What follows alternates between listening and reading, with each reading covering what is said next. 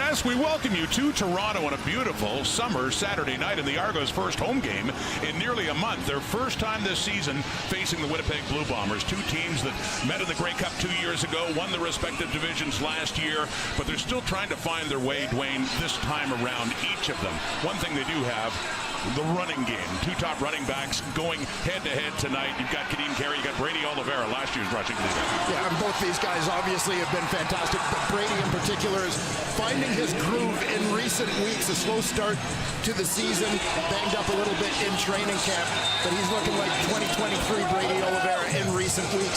Kadeem Carey, banged up a lot last year in Calgary, but we've talked a lot about what a terrific fit he has been for this Toronto Argonaut team that signed him in free agency. Great with a young quarterback to have him to rely on.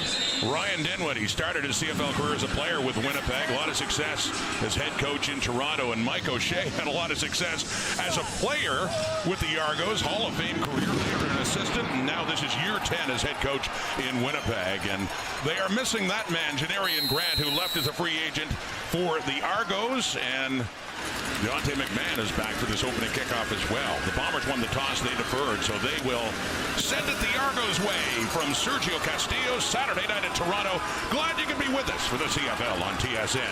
Ex-Bomber Janarian Grant, and you'd heard all the talk about him. 3 straight games to tie a record with a return touchdown, looking to break that record tonight, but a short return as on comes Cameron Dukes, starting quarterback again. We do wonder if we'll see Nick Arbuckle tonight. Yeah, Cameron Dukes had some struggles, obviously, in the Hamilton game, 1-3 in his last 4 outings. Nick Arbuckle looked sharp down the stretch, trying to engineer a comeback against the Ticats. But Cameron Dukes remains the starter. He's done plenty of good things this season, continues to progress, which is the main thing you're looking for from a young quarterback at this level. They fell behind early against the Ticats. Arbuckle came on late in the game and came close to a comeback there for Toronto, but they fell to 3-3. They're on the ground to begin. The leading rusher in this CFL, Kadeem Carey, had the ball and a good pickup on first down. Let's take a closer look at that Argo offense. Yeah, an offensive line that this team considers to be one of its strengths. And, of course, Dejon Allen, the leader from his right tackle position. The receiving corps welcomes back Dave Ungerer. He comes off the injured list. Rasheed Bailey released this week as the Argos get some of their Canadian receivers back. One less American starter in the receiving corps as they've lost a Canadian starter on D. So in terms of balancing that ratio, Rasheed Bailey becomes a victim of that. Dave Ungerer in the starting line. Kadeem Carey got 6, 2nd and 4. A little play fake, and then the throw, and that's to Janarian Grant, who doesn't get a lot of touches on offense and doesn't get much yardage there, as it's a 2-and-out for Toronto, and they will have to punt it away. Yeah, I think you were looking at a play there with Janarian Grant designed to be a little bit of a decoy. So often when you see the returners come into the game on offense, you anticipate that the team is looking for a way to get them the ball, that it's a limited package. Janarian Grant that time came across the formation, just released into the flat, ended up being an outlet, but I don't think that that was a primary option. The returner back for Winnipeg is Cody Case. 3rd one they've tried to replace Janarian Grant this season. And Case on the return, his 2nd game on returns for Winnipeg, gets it up across the 35. And here comes Zach Collaros, future Hall of Famer, no question about that. And has been such a star in Winnipeg, but this has been his most difficult start this season. Yeah, a slow start, obviously, to the season for Zach Collaros, but I think that the changes that have gone on in terms of Winnipeg's roster have been somewhat understated, and especially when you factor in the injuries, how those have impacted the receiving corps in particular, where really the familiar faces with whom he's had a lot of interaction are only Wolotarski and Dembski. A lot of change, and that's made a difference. Taking it to Oliveira, and there's one of the new receivers this season, Josh Johnson, caught it. And Benji Franklin coming in as Johnson went down for maybe a loss of some yardage there.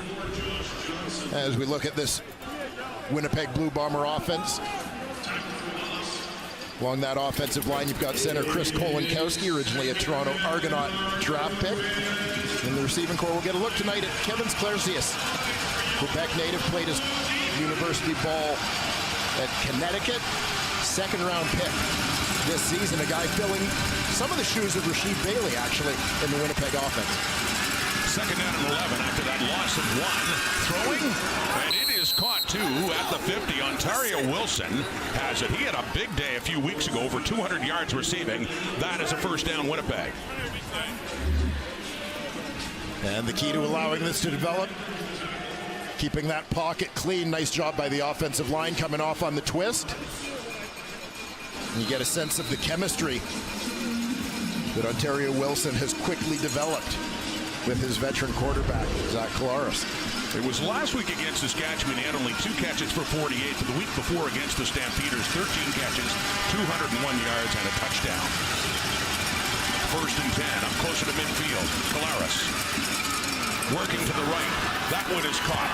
It is Kevin Clarcias, the rookie, drafted 13th overall by the Bombers in 2024, and up against this Argo defense.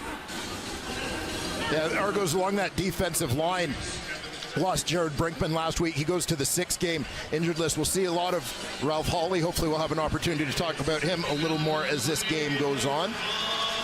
And the linebacking core, Robert Priester continues to man the nickel linebacker spot with Quincy Mauger down. Traverse McFadden returns to the Argos after being released at the end of camp.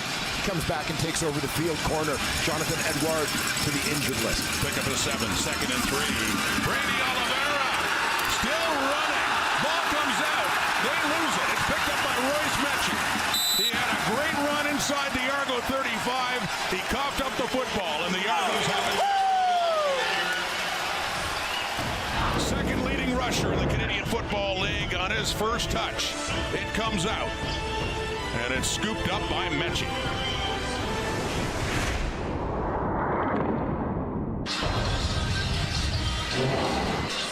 A big turnover moments ago. Watch Fraser Sopik in pursuit. Eyes on the ball. He knows that Oliveira doesn't see him coming. Goes for the ball as he wraps up, squeezes the arms, punches that ball loose. Big turnover there for the former Calgary Stampeder and Hamilton Tiger Cat, arriving as a free agent. Western, and apologies to Royce Mechie, changing recently the pronunciation of his last name. Force of habit there. Mechie with the pickup. And pressure, and coming in to take him down. That's Retta Cramdy in on Cameron Dukes as Winnipeg brought some heat, and they'll force a second and long now. How about that for back-to-back big plays by Canadian linebackers coming from the left side of your screen. Watch for number 6, nickel linebacker. Gonna flash into the picture. Comes free on the play, the University of Montreal product. He and Patrice Rene, the only Canadians in the league starting at that position. Both doing a fantastic job. So back to the Argo 27 and a second and 17 for Dukes. Stands in, still has time. Pressure comes, gets rid of it. Nearly intercepted by Michael Griffin. Oh my goodness, if he could have hung on to that ball, there was daylight ahead. Possible pick 6 instead. Punting situation coming up here for the Argos. Yeah, dangerous one there for Cameron Dukes. You see that he's got some time initially on this play, but by the time he spots the receiver, wants to get it there, he can't step forward. He's got 2 defenders right in front of him, can't step into the throw. Little velocity. That allows Michael Griffin time to get there and very nearly come up with the INT. So John Haggerty stands inside the Argo 15 to get this one away. The second in the CFL in net punting average, and a good one there to Cody Case, breaking it to the left. And good return to get it up closer to the 45 for the Bombers. CFL on TSN Saturday night in Toronto.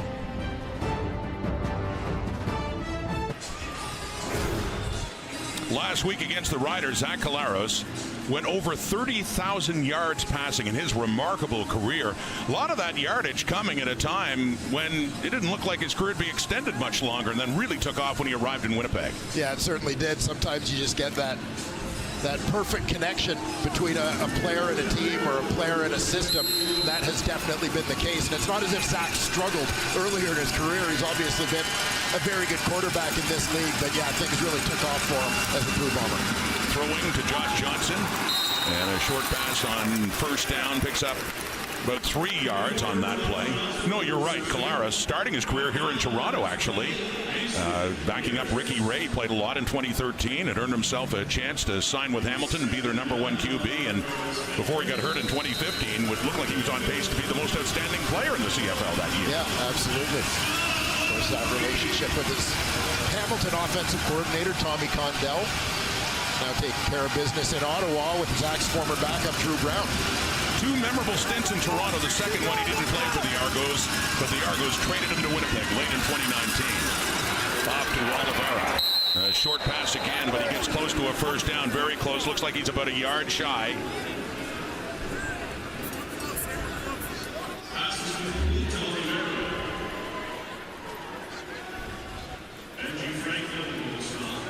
You see Oliveira going airborne. Immediately looking to the sideline for that first down marker. Third down, about a foot away. Chris Strebler on and short yardage.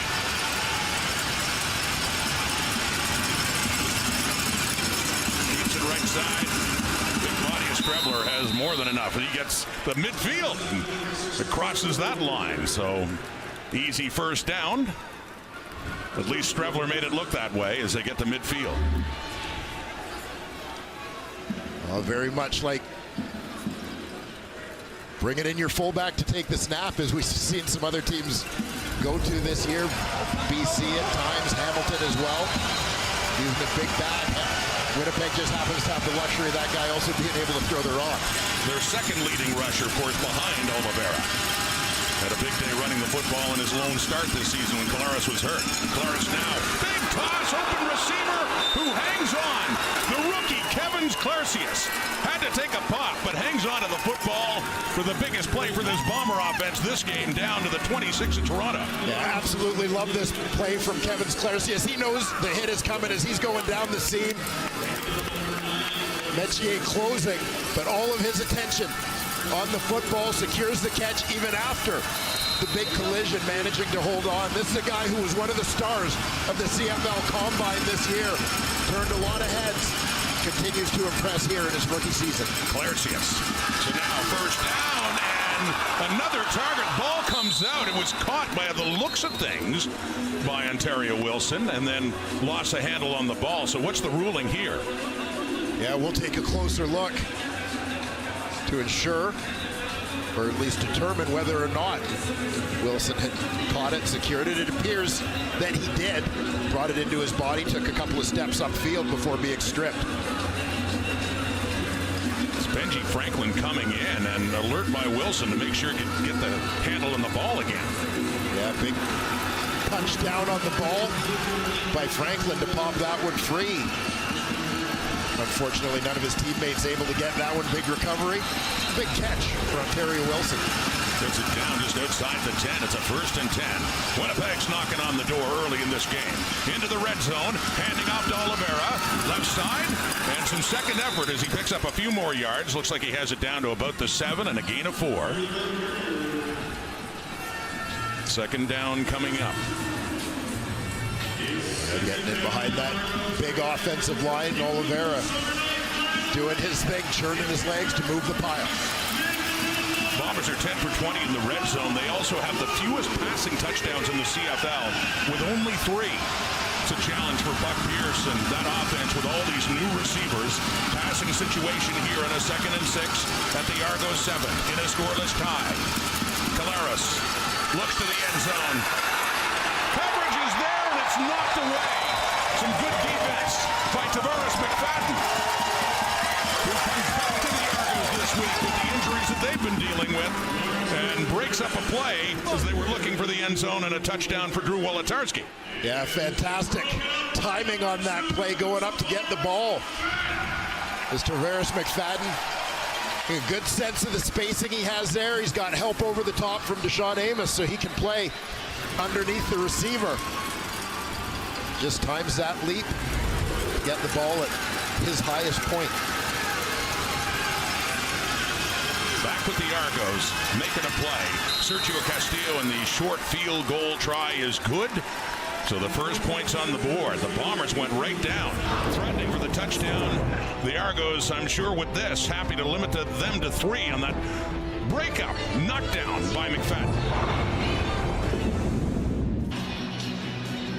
Last week, Cameron Dukes was replaced by Nick Arbuckle late in that game. With more in that QB situation, we're happy to give a big welcome back to Matthew Shinetti. Matt? Good to have your voice in my ear, Rod. I got to get back to game speed. Well, let's talk about the speed that is existing between Cameron Dukes and Nick Arbuckle.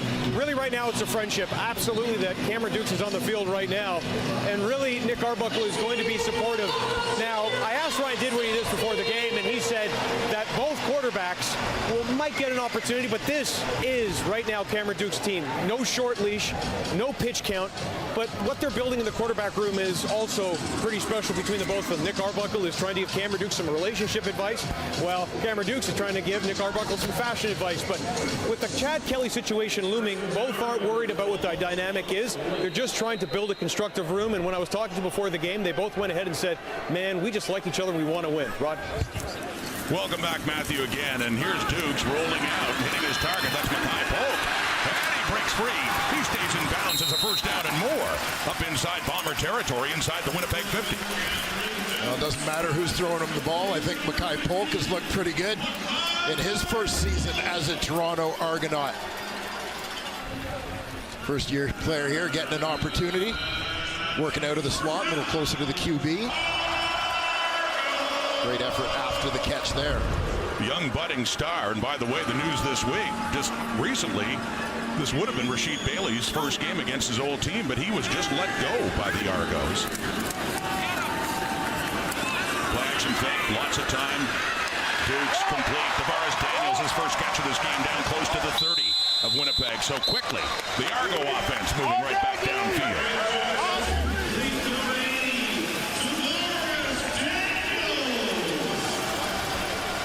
Tavares Daniels going to work, isolated against Terrell Ford. To the boundary side, nice comeback route there. Push the defender deep. Break it off, work back to the ball. Daniels, a veteran, came into the CFL back in 2016, Rookie of the Year with Calgary, went on to Edmonton, and then he's been with the Argos since 2021. From the Winnipeg 33, handing off, that's Dan Adeboboye, and he's going nowhere. Coming in, Adam Bighill. And also Jamal Woods. Yeah, a lot of change on that D-line, but always a familiar face in the Acadia product, Jake Thomas, at his defensive tackle spot. Tony Jones gets a look at the Will linebacker spot with Kyrie Wilson going to the injured list this week. And in the secondary, keep an eye on the free safety. Brandon Alexander continues to be one of the best in the Canadian Football League. In his 7th year out of Central Florida. Running out of time again as Dukes is sacked for the second time in this game. And once again coming in, Retta Cramdy, the coverage linebacker, getting the heat on Dukes, who just ran out of time. Second sack for Cramdy. And Cramdy moving around a little bit here, coming off the edge. Out on that wide side. You see him picked up, but just as Dukes is dancing around in that pocket pretty close to his offensive line, Cramdy able to reach out and get his clutches on the Argo QB. Liram Hairolau on to tie this game from the 48, 50-17, longest to 48 this season. He's matched that. Field goal, Hairolau and the Argos in a 3-3 tie Saturday night at BMO Field in Toronto. This was moments before this game tonight. The Argos losing Peter Martin, who passed away earlier this week. Pete Martin was a linebacker for the team, a great ambassador for the Argos, longtime radio broadcaster for them as well. There's Mike Hogan, who worked many years in the broadcast booth and radio for those Argo broadcasts. But Pete Martin, a great figure in the Canadian Football League and recently honored by the organization as well. And see the stickers on the helmet. PM for Pete Martin. Coached in high school in Mississauga, and among his many players that he influenced, guy beside me, Dwayne Ford. First down throwing Collaros. And that's the Drew Wolitarsky for a first down. And I know you knew him well, your former high school coach. Yeah, absolutely. And all of the positives you have heard lauded upon Pete Martin over the course of the last few days. Understatement, to say the least. One of the finest people you could ever meet. I have often said that as far as my own football career, one of the things that I am most proud of is the list of people for whom I have played, and Pete Martin is very much on that list. Outside of my family, as big an influence on my life as there is. So he will be missed. Well put. And I know a lot of us, just being around the CFL a long time. By the way, Chris Trebler, the carry to get the first down. Wolitarsky was just shy, but and Mike Hogan wrote so much about it. But I remember any time I talked to Pete, everything was CFL, everything was Argos. He bled double blue. He loved talking football so passionately. Yeah, absolutely.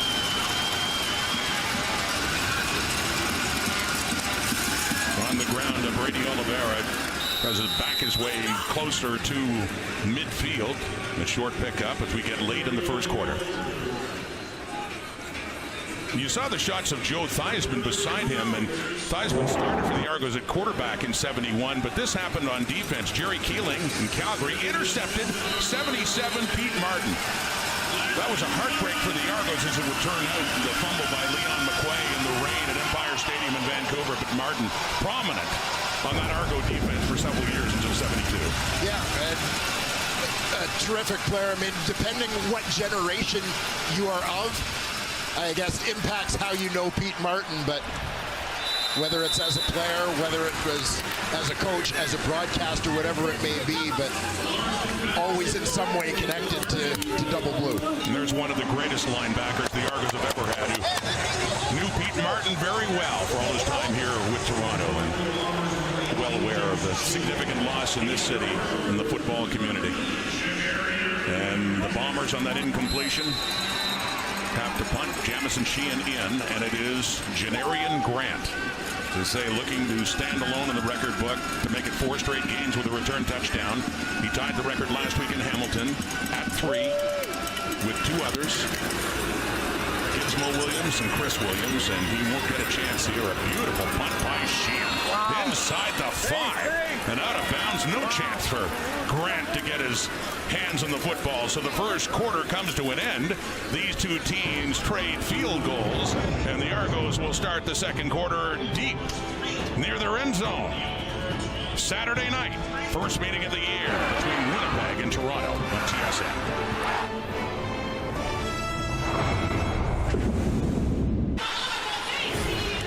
We're through one quarter in Toronto. It's a 3-3 tie as we look at the numbers going through, and just 37 passing yards for the Argos, who are, Dwayne, making a change at quarterback.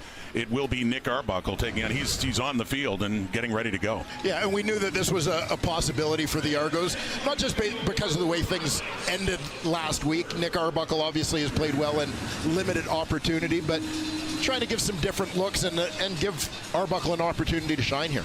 When we talked to Brian Dinwiddie a few days ago, he did mention that possibility.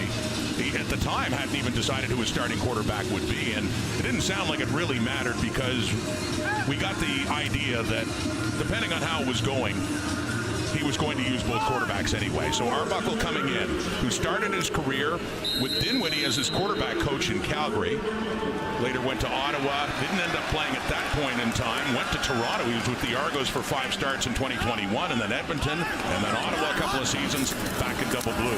First down, handing off. Kadeem Carey is met by Retta Crabney. He's having himself a game, a couple of sacks, and he stops Carey in his track shy of the 5.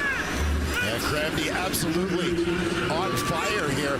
Starts at depth on this play and is going to step up, reads it, watch him time it, and hit the gap, folding in behind the offensive lineman to make the play.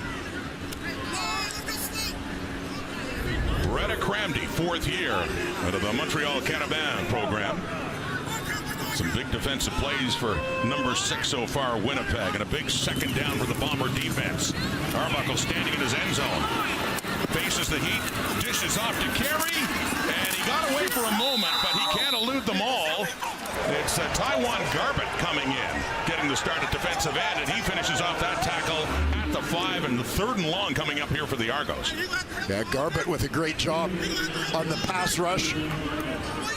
Forces Arbuckle out of his rhythm. And the white jersey's just swarming after Kadeem Carey. But that defensive series, a lot of the aggressiveness Winnipeg's able to show there. It goes back to the punt by Jamison Sheehan that pins Toronto deep. That was just a perfect punt. Another Aussie punter here is Haggerty, one of the best going in the CFL. It gets to midfield, and that is Case in his 2nd game as the new returner for the Bombers, Cody Case. And they're already down to the 45 to start this drive of the Argos for Zach Collaros and that Winnipeg offense. And this is where we use the term all the time about complementary football. Big play on special teams, sets up field position, allows the defense to play a certain way, go out and be aggressive at a time when the offense's playbook is limited, backed up in their own end, and look at the exchange it creates in terms of field position, which benefits your offense. From the 45, Toronto, Zach Collaros, 1st and 10, quickly deflected. The 2nd level, Winton McManus getting the hands up on Collaros and knocking that one away. Well, Winton McManus impacts the game in so many different ways. You see him right in the middle here. Drops into his zone, looking at the eyes of the quarterback. He gets a jump on that one as he sees Collaros eyeing up the receiver. Nice reaction to bat that one away. 2nd and 10, the 45, and coming back and catching the ball. Deshaun Amos is on him. It's Ontario Wilson. Where will they spot it? How close? It is definitely a 3rd down coming up, but depending on the spot of the football, be an interesting decision here. Oh no, it's very close. It's Chris Streveler country here, less than a yard away. There he goes, out onto the field. Yeah, Streveler on. Bringing back up offensive lineman Tui Ailey and Gabe Wallace with him. 600 plus pounds of beef. That'll help. Not to mention the body of Streveler himself, who runs it like a fullback and picks up 3 more yards and a 1st down. The sticks move for Winnipeg as this drive, starting with a short field, continues. A nice execution there from the short yardage unit. Winnipeg staying with 6 offensive linemen in the formation here.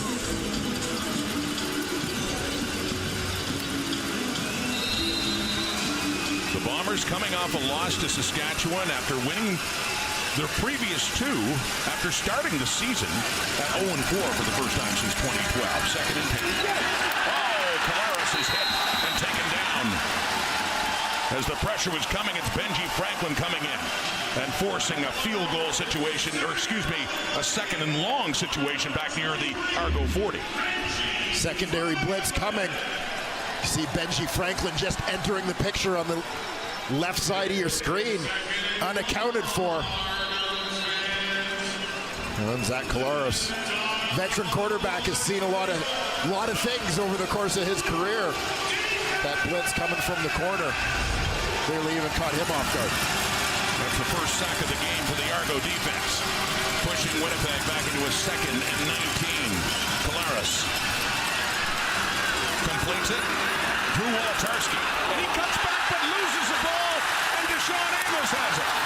2nd time this game, and it's Oliveira making the tackle, but the 2nd time that the Bombers have popped it up after Wolotarski had the catch and couldn't hang on afterwards, took the hit, and is still down.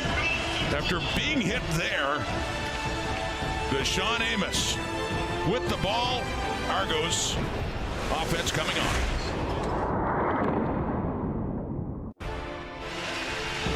Week 8 in the CFL season will wrap up tomorrow in Edmonton. It's the 1-5 Hamilton Tiger Cats up against McLeod Bethel Thompson and the Edmonton Elks, who have come so close and yet are still without a win. They're at 0-6. That is tomorrow at 7 Eastern, 4 Pacific time from Commonwealth in Edmonton.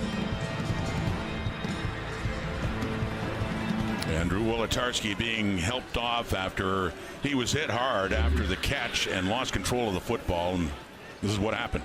And the last thing that the Winnipeg Blue Bombers need is another injury in their receiving core already. Having been without Kenny Lawler and Dalton Schoen for so much of the season, I said off the top, their starting five from last year was only Wolotarski and Dembski remaining, and then there was one. Nick Arbuckle at quarterback. He hands off to Kadeem Carey, who picks up a yard or two, but not much doing up front against that Bomber defense that had its issues against the run, but not so much tonight. Adam Bighill in the mix, as you'd expect.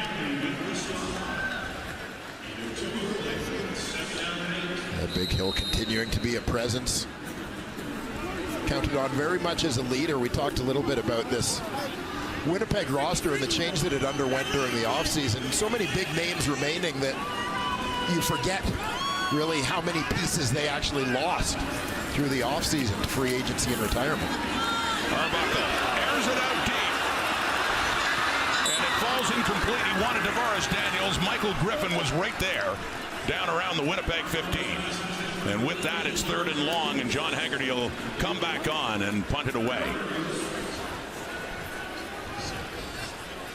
Arbuckle taking a shot. Tavares Daniels going vertical here. Nice job on the protection to allow Arbuckle to step up and make this throw. Michael Griffin, former Calgary Stampeder, providing the coverage on that one. Haggerty gets it away, a little shorter, off the hop. Cody Case takes it at the 30, and to the 35, he is ridden out of bounds, no further there. So a 2 and out, though, by the Argos after they benefited from the turnover. Zach Collaros back in Toronto. We'll have more on that from Matthew Shinetti coming up.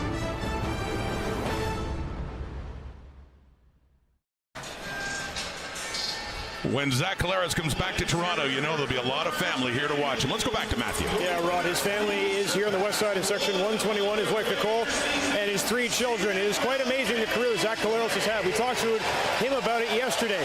He has experienced everything.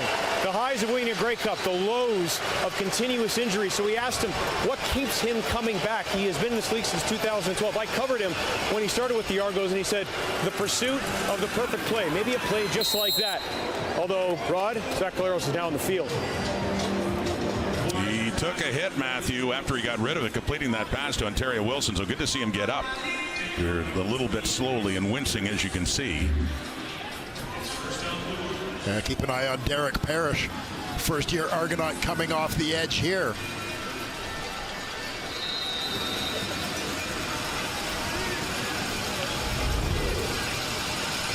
And perhaps a little bit high. Looked like hands to the chest, though, more than any head contact. Family contingent looking on. Cody Case in at receiver with the injury to Drew Wolotarski, and Brady Oliveira has that carry and gets it up closer to midfield. Matthew? Now, to go back to that story, it's the pursuit of the perfect play. Really, for Collaros, when he walks into that room with the Blue Bombers, no one's talking about a 2-5 record. They're talking about the process, and that's always mattered to Zach Collaros. Whether he's worked with, as you've already mentioned, Tommy Condell or Scott Milanovic or now Buck Pierce, that pursuit of excellence is important to him, but his family is so important. As I mentioned, his wife Nicole and 3 kids, they love the GTA. Collaros in the offseason still resides in Aurora, Ontario. Rob. Thank you, Matthew. Passing now is Collaros, and looks fine as he hits Nick Dembski. The most familiar target with that injury-riddled Bomber receiving core is Dembski. Always reliable and picks up that first down Winnipeg. Yeah, let me just see if I can find someone here that I know by name, I think is what Zach is thinking on this play. Nick Dembski. You called it his most familiar target, 1,000-yard receiver last season. And it's Cody Case. We saw him as a returner, but as mentioned, he is in as a receiver now with the injury to Drew Wolotarski, and he has his first catch of this game as he picks up about 5 yards. Yeah, performing double duty, big opportunity here for Case, particularly working out of that slot. so used to Drew Wolotarski having played the wide receiver, the Z position for Winnipeg over the years, but with injuries, they moved the veteran Wolotarski into the slot.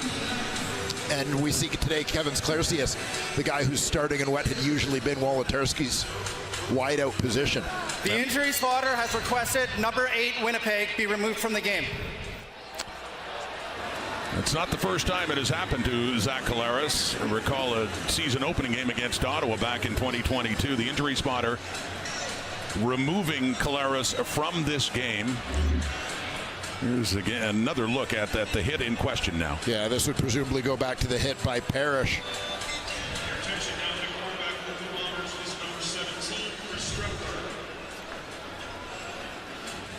Zach's slow to get up and looking like he's experiencing a little discomfort. And you know, you mentioned he's gone through this at times before where he's been pulled from the game by the injury spotter. And I know Zach is a guy who really appreciates that rule and the spirit of it and looking out for the safety of the players. So Chris Treveller's in. He had a start back in week 5. A flag is out as he runs around and throws on the run. Nearly caught by Wilson down at the 5 of the Argos. Couldn't hang on. It was mentioned a flag on the play.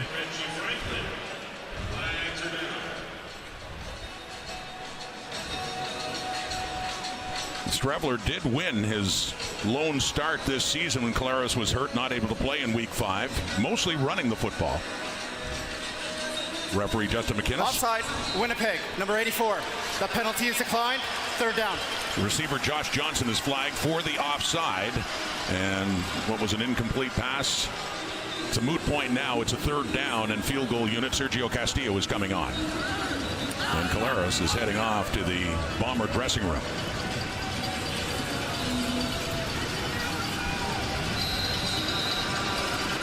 This will be a 40-yard try for Castillo, which is the easier looking distance for him. No one has attempted more from beyond the 50 than Castillo. He's 5 for 7 beyond 50, 20 for 24 overall, and that one from 40 goes through. Another field goal for Castillo, doubling their score, and another 3-point lead, 6-3 Winnipeg. Winnipeg knows all too well what Janarian Grant can do on returns. This was 3 weeks ago against Saskatchewan, and that was an 84-yard punt return for a touchdown. And then the next week against Montreal, he had a kickoff return for a touchdown. And this last week, Dwayne, against Hamilton, tying a record 3 straight games with a return touchdown. Trying to become the first to make it 4. Janarian Grant, another one of those perfect fit off-season signings for the Toronto Argonauts, replacing the big shoes left vacant by Jerron Leak. Argo football, Dan Adeboboye is the running back. He picks up 5 yards with Nick Arbuckle still in at quarterback. Yeah, Janarian Grant had 8 returns for touchdowns as a member of the Blue Bombers for 4 seasons. And 3 so far. As mentioned, he tied the record. Chris Williams in 2012 and the legendary Henry Gizmo Williams, the best of all time. And back in 1990, he did it 3 straight games. Yeah, impressive company to say the least. Gizmo, considered the godfather, I think, of CFL returners. The first kind of dedicated returner, guy who really didn't play much on offense, but had such an impact. And there's Janarian Grant, the receiver. Seen him catch a couple tonight. Now one for a first down. I was also going to say about Gizmo. We saw that graphic. The biggest shoulder pads of any returner in history. Yeah, certainly a bigger target for tacklers than today's returners. See Janarian Grant getting an opportunity on offense here.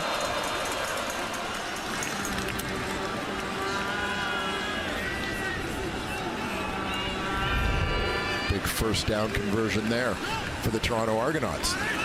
Another catch for Grant.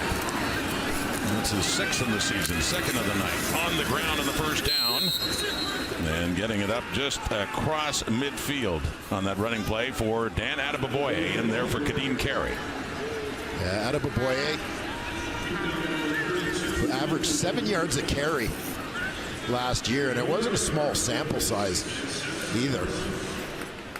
Adeboboye with over 40 carries last season, in relief primarily of A.J. Ouellette.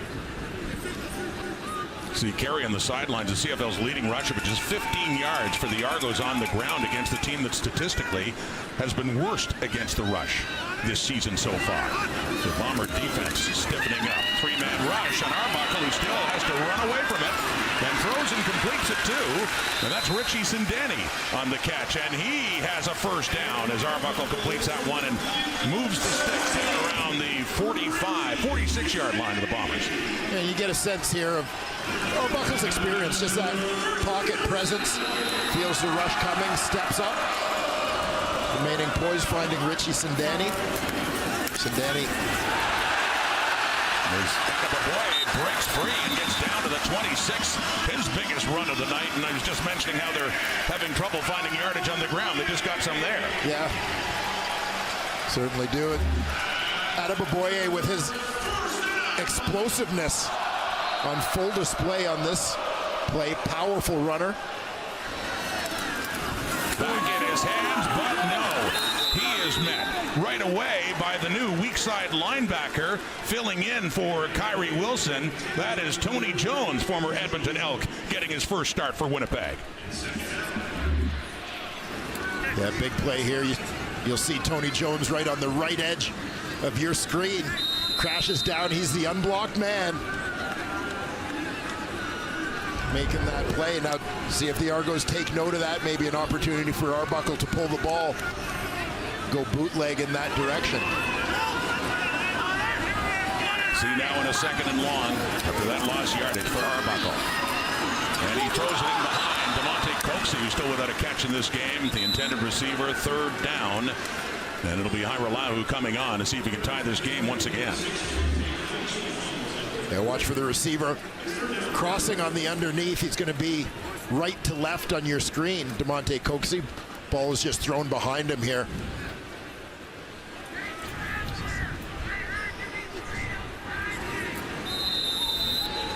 So this will be the last play before the 3-minute warning. John Haggerty is out to hold for Lirim Hairolau. 1 for 1 on the night. We're going to make it a 6-6 tie from 37 yards away. And that is perfect. 2 for 2 in the evening. 3 more on the board. Tie ball game, late first half. Of the half, we have lots on Winnipeg. Their defense, their turnovers, what's going on with Zach. And this is for you, Dwayne Ford. In fact, Jim Barker's hips, they do lie. What do they lie about? They don't move. They don't move? No, you could dance like, no.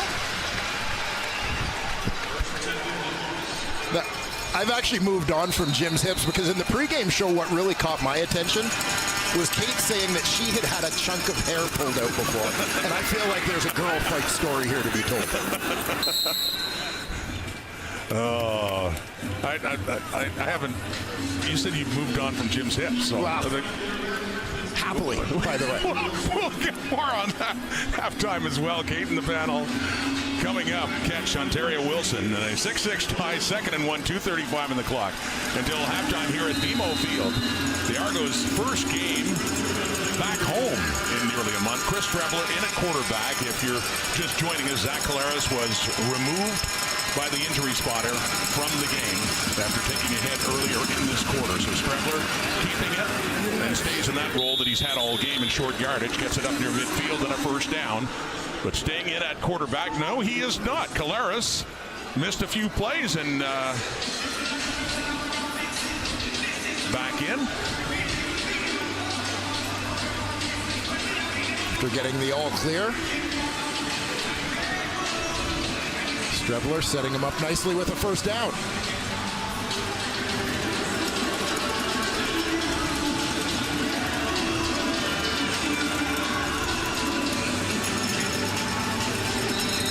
Blue Bombers going to 7 offensive linemen again.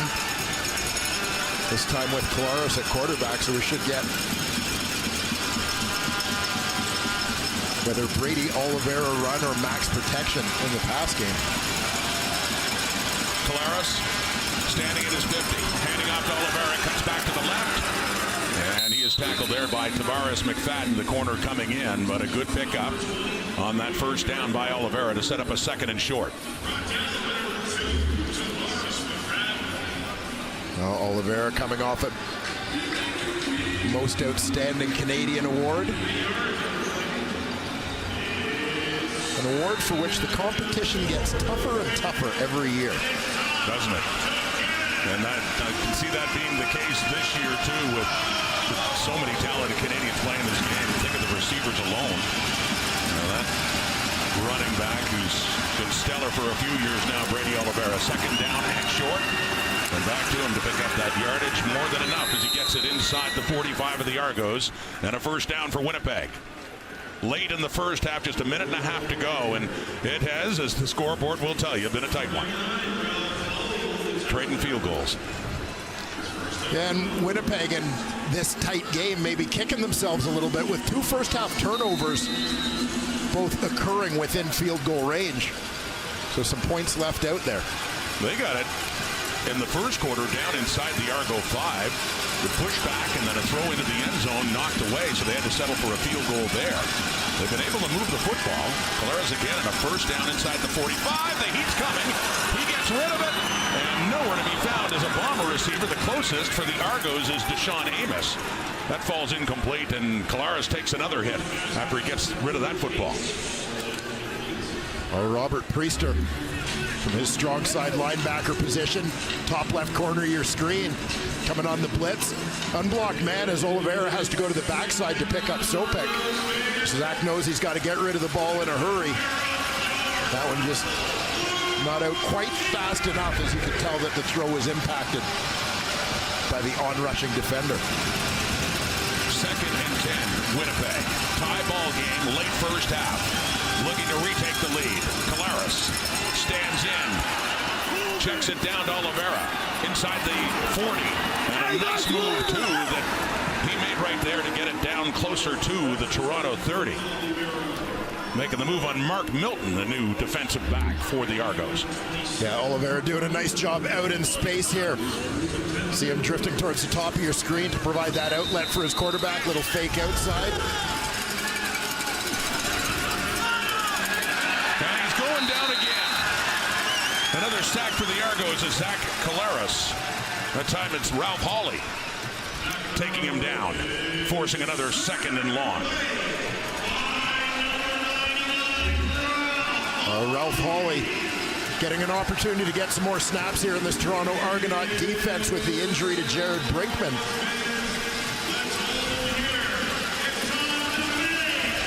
Jordan Williams, American defensive tackle, also on the injured list. Sean Oakman, released earlier in the season.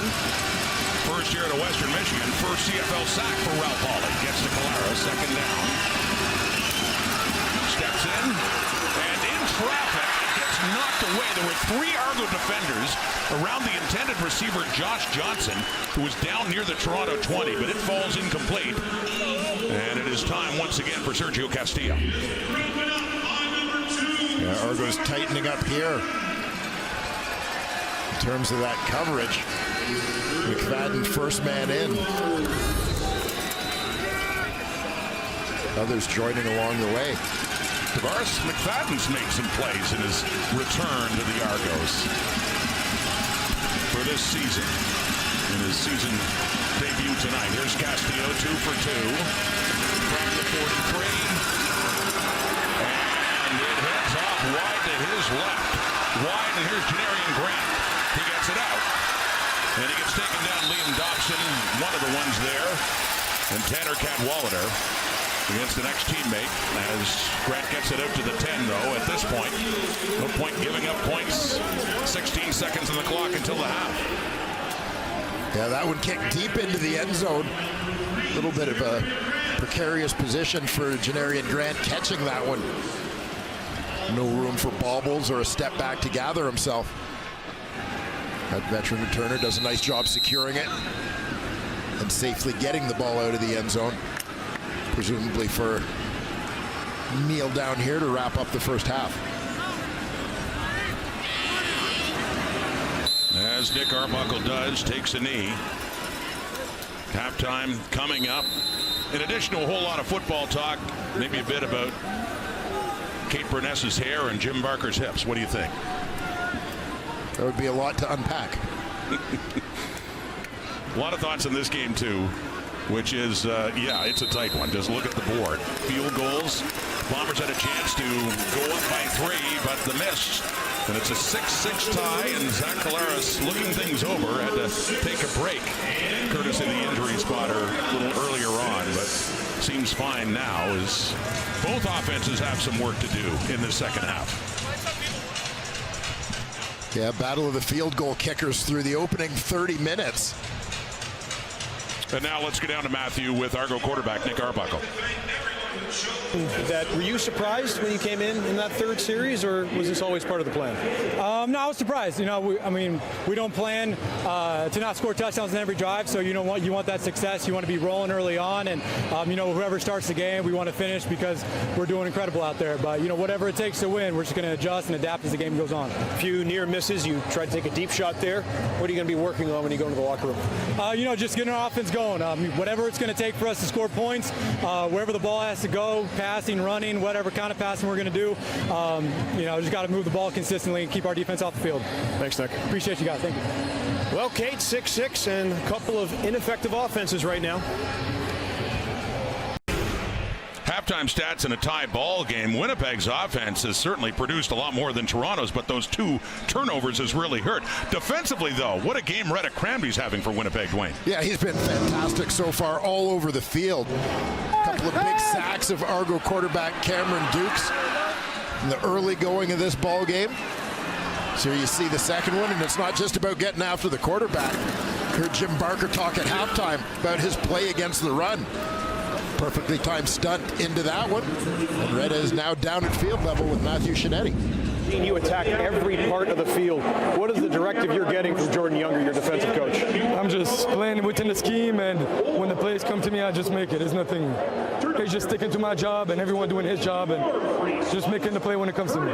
And so what then is the key to making it more of a confusing decision for Ryan Dinwiddie and what quarterback he's going to use? Do you enjoy kind of attacking one quarterback or another? I think both quarterbacks are great. They have 2 different styles. Obviously, Dukes is more active with his leg. Arbuckle is a veteran with a lot of experience, so he's more comfortable in the pocket.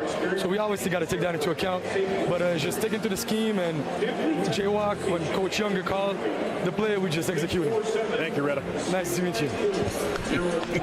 Everyone loves to meet Shinetti, who's making his season debut this weekend. Well, I heard Retta was making all those plays because he was hoping to meet sideline reporter Paul LaPolice today. Lapo filled in for Matthew admirably, but said we're glad to have. Well, Matthew made his season debut last night in Ottawa, but great to have him here as well. And the Argos in a 6-6 tie, and probably feeling fortunate to be in that, with Winnipeg really dominating for a while, but turning the ball over and taking points off the board as well. They're Maher-Alau to start this second half. Winnipeg gets the ball and defending the north end.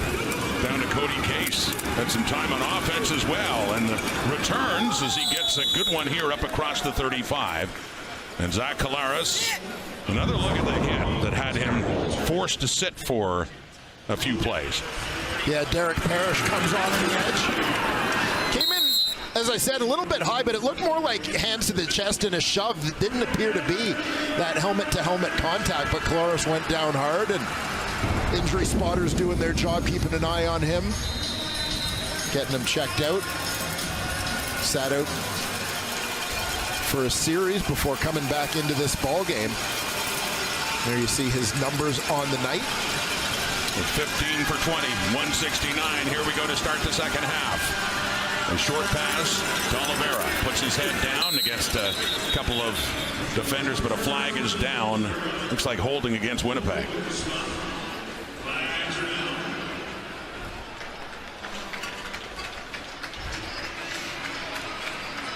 You see frustration on some Bomber faces there, Brady Oliveira, as he makes his way back to the huddle, but also members of the offensive line just watching down at field level. Hating to see a positive play go to waste.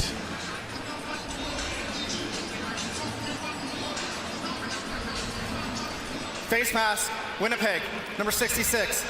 The 15 yards will be applied from point ball dead, second down. The veteran Stanley Bryant flag for that face mask, as called by the referee Justin McInnes. And here's what he did. Well, Stanley Bryant, perennial most outstanding lineman contender. And you just see the hand got caught up incidentally in the face mask. Drew Wolotarski, good to see him back in this game. And it's Oliveira again. He gets it up across the 30 to about the 32, so still well shy of a first down as the punting unit will come on this first Winnipeg possession of the second half.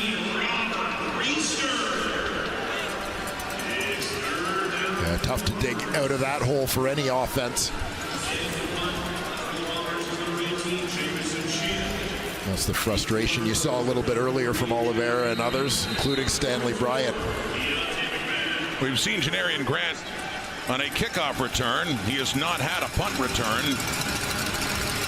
There are two returners back for the Argos along with Grant as Deontay McMahon. Yeah, this is a response to Jamison Sheehan punting wide side away from Grant, getting the ball on the ground, making it difficult for him to get going.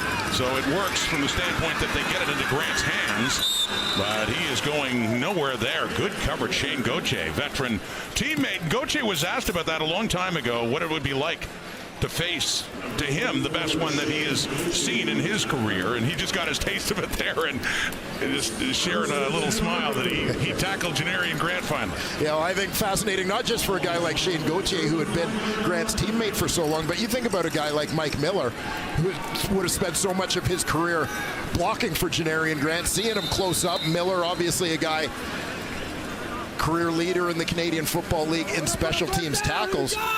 Spends a lot of time breaking down how to get after these kinds of guys. Now he's making the game plan for how to deal with his former teammate. For so much time together, interesting feeling, I'm sure, for Gauthier to tackle Janarian Grant. Play action fake, throwing his Arbuckle, coming back to the ball for a first down is Mackay Pope. Working on Tyrell Ford, and he came back and he got it right around the first down marker.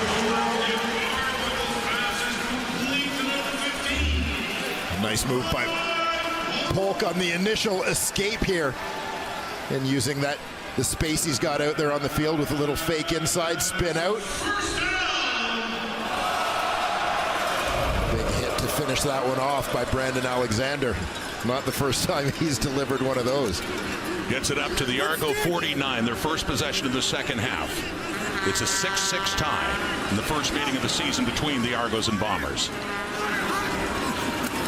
Arbuckle out to the right and hit as he catches the ball is Kadeem Carey. Contact right away by the corner Terrell Bonds for a short pickup by the Argos. Yeah, Bonds taking over that boundary corner spot. Occupied last year by Demario Houston. Now with the Calgary Stampeders. So we talk about some of the veteran guys that the Bombers had to make difficult decisions on during free agency. Both of these teams did, and there have been injury issues as well, but especially for Winnipeg, so much roster change from last year to this because of those two factors. Arbuckle, and underneath, and completes it to Carey. Adam Big Hill right there with him, right at midfield, and it'll be a third down coming up here for Toronto. A full 2 yards shy, the placement of the ball. And the punting unit and John Haggerty coming on. Big defensive stop as you see Adam Big Hill manning the middle of that Bomber defense as usual. And spying quarterback.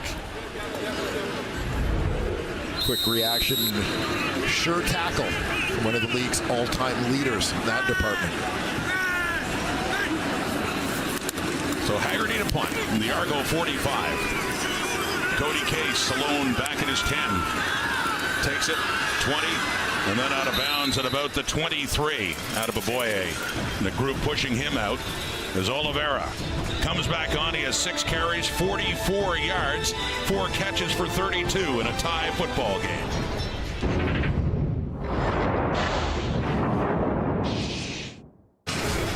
Kadeem Carey was the CFL rushing leader heading into this game, but he has only 9 yards on 3 carries. And Brady Oliveira, last year's leader, has overtaken him with 6 carries and 44 yards. Yeah, Brady having a little busier day and continuing his recent hot streak. Getting things going with that Bomber ground game as they look to rediscover their winning ways. Drew Wolotarski back in the game. He's wide out to the left for Zach Collaros. Two more to the left, looking that way, but he dumps it down to Oliveira, who tries to keep his balance and get close to a first down. He gets up near the Winnipeg 30. Remember a game against the Toronto Argonauts in Winnipeg last year, and that was a career high, 25 carries, 169 yards, and a receiving touchdown for Brady Oliveira. Yeah, terrific dual threat. We've seen that here today, but with some excitement to be facing a team in which he enjoyed a little bit of success a year ago. And another sign, I know he's missed a start because of injury, but another strange fact about this Bomber offense, Brady Oliveira still doesn't have a touchdown this season. By air or by ground, 2nd and 2 right now. And not much doing there. No, not even close. The first down with Chris Strebler. Ralph Hawley making his presence felt in the middle of the Toronto Argonaut defense. And you see the big D tackle.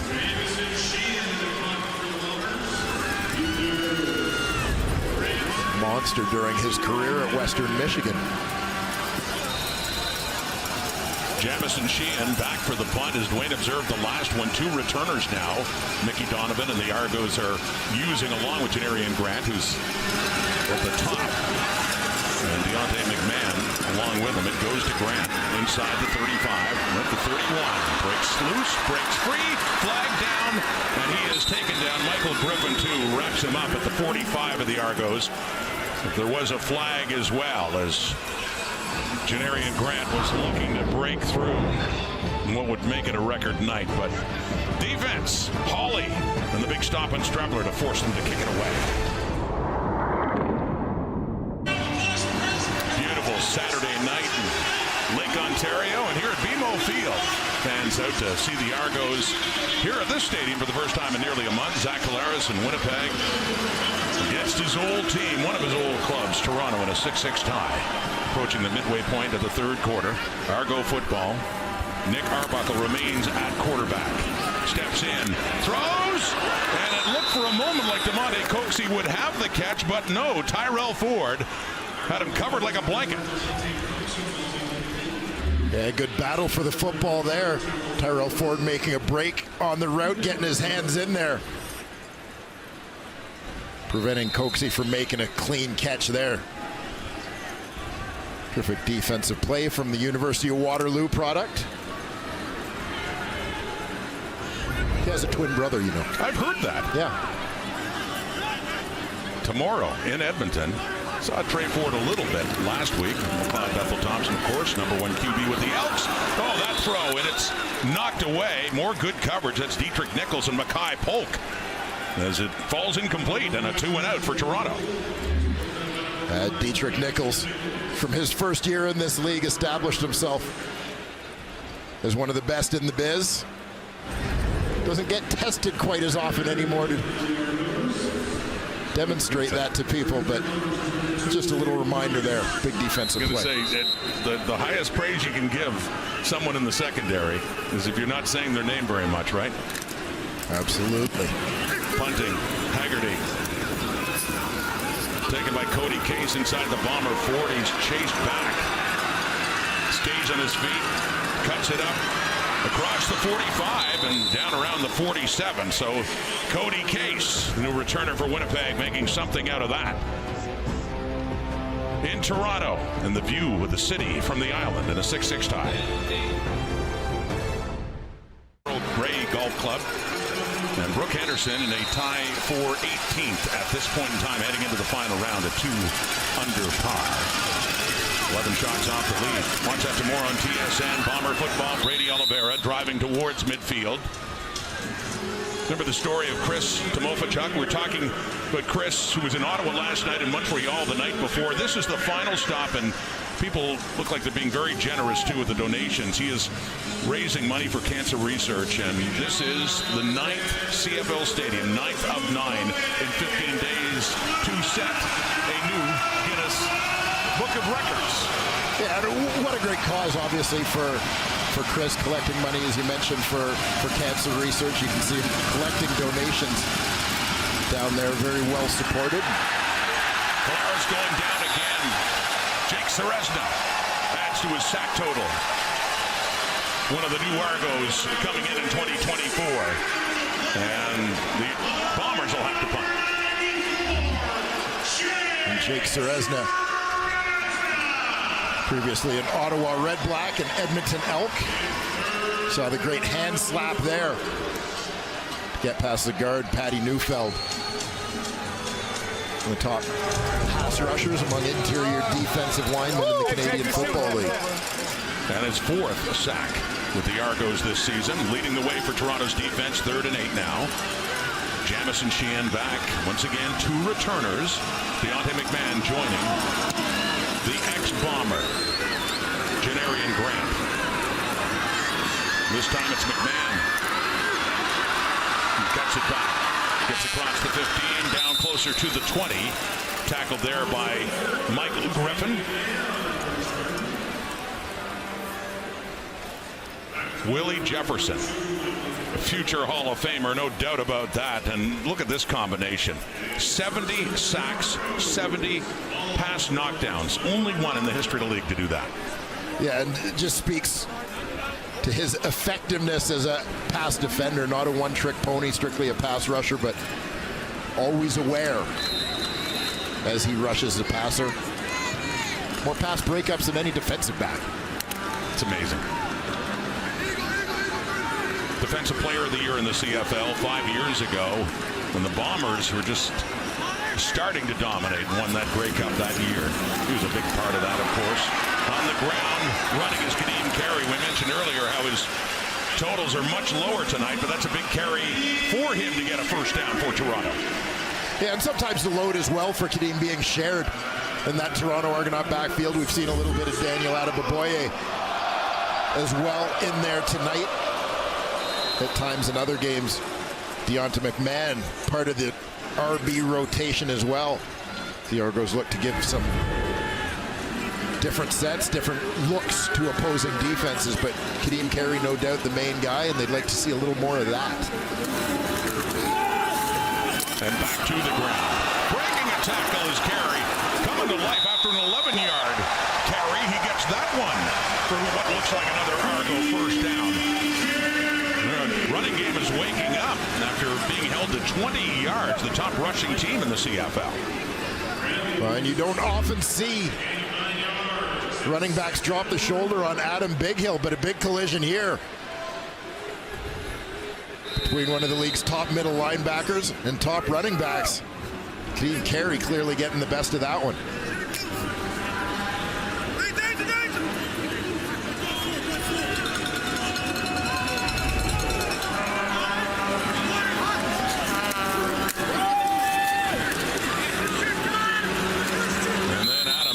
Moves right back in to fill that hole and take him down. That was on a second and about a foot away, by the way. Didn't give him the first down before, and not much there at all. And there's Bighill just left of the hash mark. Eager to deliver a little bit of payback here. Gets low, driving the legs. Big stuff right at the point of attack. But only needed a foot, so he does barely get enough for the first down, up to the 43. Sticks move, Argos. 6-6 tie, third quarter. And it's getting late in the third, too, under 4 minutes to play. This low-scoring game. It's Deontay McMahon this time, the ball carrier. Picks up about 3 or 4 more, but mentioning the career of Adam Bighill. We talked about Willie Jefferson before and his longtime teammate. Look what he's done. We're starting and having so many great years with the BC Lions, but 924.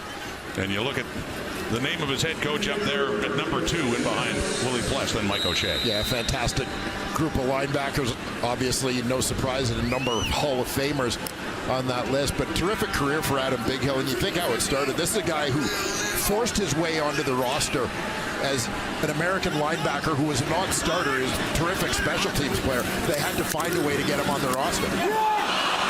Arbuckle's pass is knocked down at the line, and the Bombers do recover it, but it looks like an incomplete pass here. Guess who it is?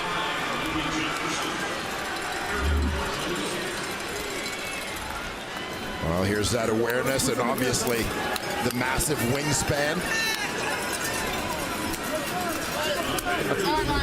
Human eclipse appearing in front of Nick Arbuckle. The only one in CFL history with 70 knockdowns, 70 sacks. Another knockdown there. 3rd and 6. Haggerty's on. This defensive struggle continues here at BMO Field in Toronto. Cody Case, good punt. Haggerty doesn't give him a lot of room down there on the far side of the field as he's taken down about the 17-yard line. Claris back on, deeper towards his own zone in a tie game. Bombers have played well enough to win football games lately, Dwayne, but having trouble hanging on to the football. Turnovers costly tonight, just like last week. Yeah, and at somewhat critical times or in critical field position, opportunities to put points on the board being taken away from them. As you said, cost them a chance to collect a W last week. A very close game here tonight. Find yourself wondering if it could prove again to be the difference. That one really hurt Dembski. They're getting him down in scoring range, punched out nicely by Jameer Thurman. So ball security, well, means a lot to any head coach. It certainly does for that man. Mike O'Shea has talked about that, and that has been a problem last couple of games. These turnovers costly tonight. Game is tied. Had it not been for those, they could, or you could say should, be leading this football game. But here we are, deep in their zone, starting in a 6-6 tie.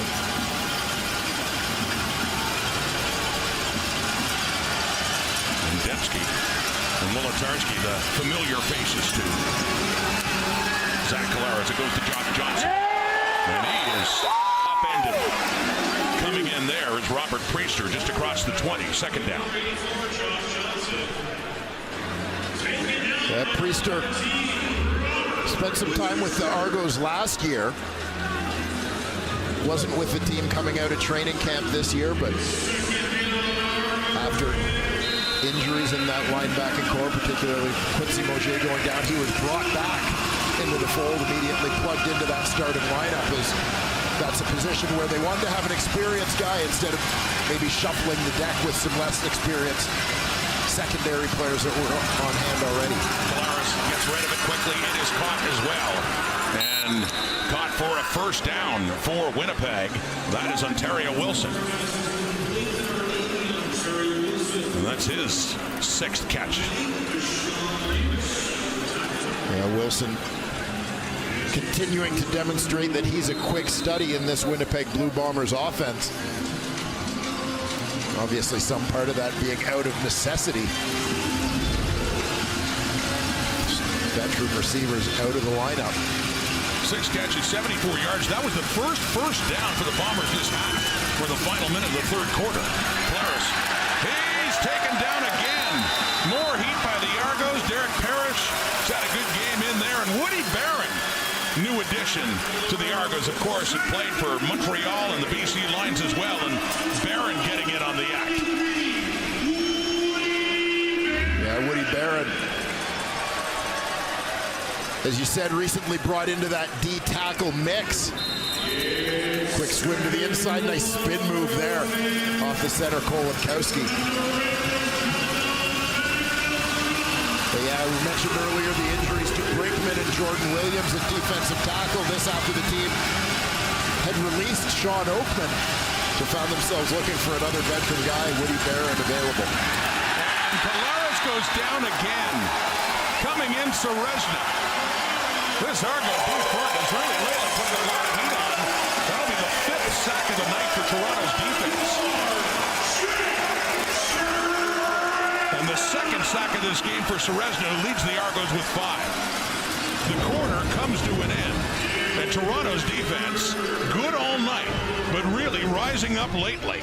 After the Bombers had got their first down, Kevin Ivan loves it.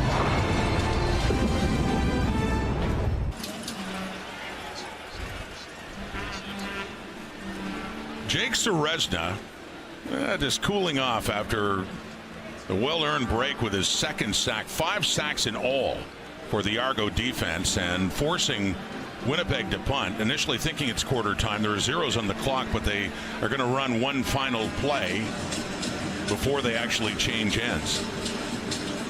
Janarian Grant, Deontay McMahon. So awaiting a punt, and then they will switch ends and play the final 15.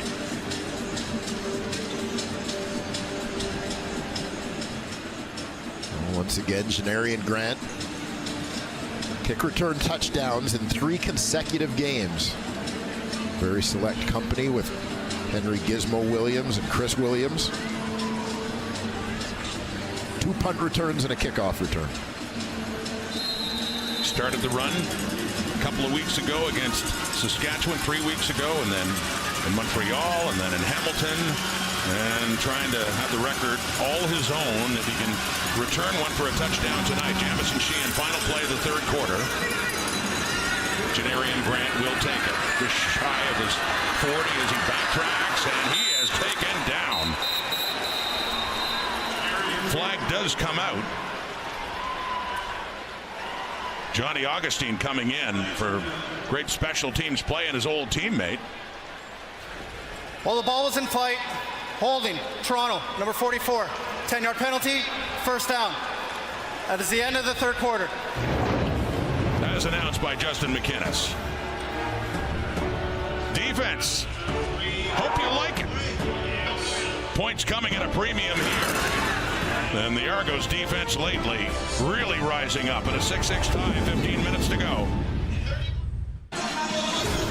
Stats through 3 quarters, big difference in net yards advantage Winnipeg, but you don't see it on the scoreboard. And lately, Dwayne, the Argos defense kind of dictating things here. 5 sacks now of Zach Collaros. Yeah, and coming at them from different angles in terms of that pass rush, but particularly the interior of that defensive line. Serezna, Hawley, Woody Barron getting in on the act, really dominating the inside guys for the Winnipeg Blue Bombers right now. Well, you put that together with the 2 turnovers happening in the first half by Winnipeg, and that took some points off the board. So we got a tie ball game with 1 quarter to play, and it's Argonaut football to start this 4th quarter. After those sacks forced Winnipeg to kick it away, Toronto will start at their own 31-yard line, coming in with a record of 3-3, having lost last week in Hamilton. Winnipeg at 2-5. They lost their first 4, then they won a couple, but were beaten by the Riders at Mosaic last week. Not a record Winnipeg's used to. A lot of changes on this team. And it's in the hands of Janarian Grant, trying to get him in space. He picks up a couple of yards. He's had a few catches tonight on short passes.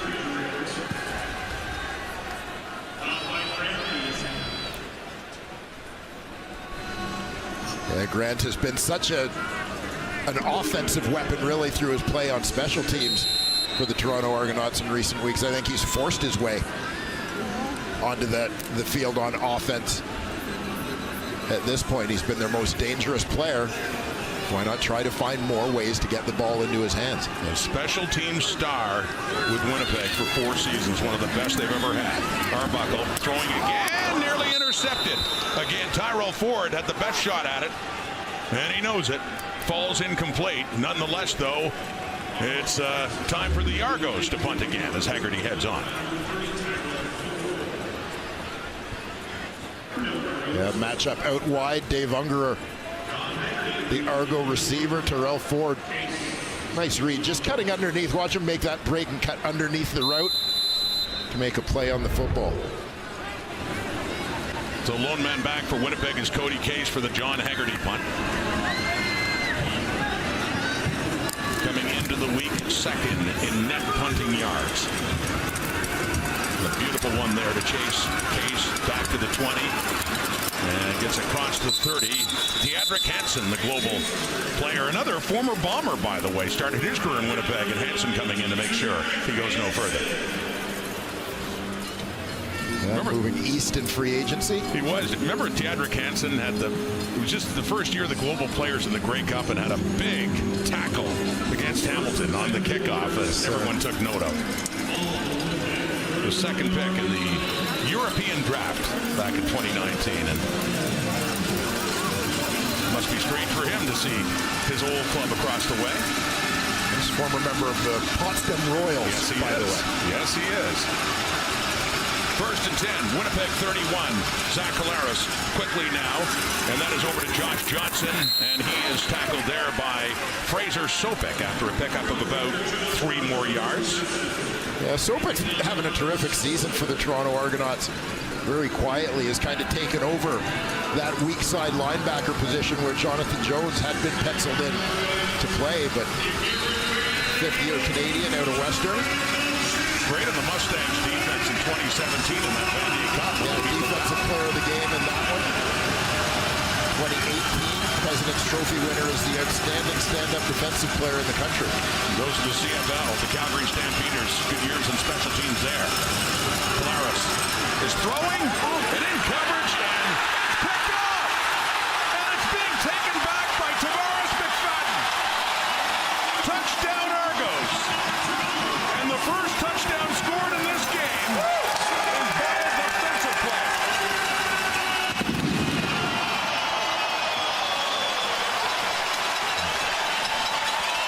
That seems somehow fitting in this low-scoring ball game that a defensive player would break it open. There you see Amos with the deflection, defending against Dembski. McFadden, his first game back in double blue, again released by the Argos in training camp, briefly joined the Ottawa Red Blacks. Argos looking to get things settled at the corner positions, brought him back. Winnipeg is challenging the previous play for pass interference. The play will be reviewed. So you saw it bobbled. Mike O'Shea arguing PI, and the last bomber to touch it. Cody Case actually kept it up for the pick by McFadden. So intended for Dembski. Case touches it into the hand of McFadden for the touchdown. Will it be overturned? With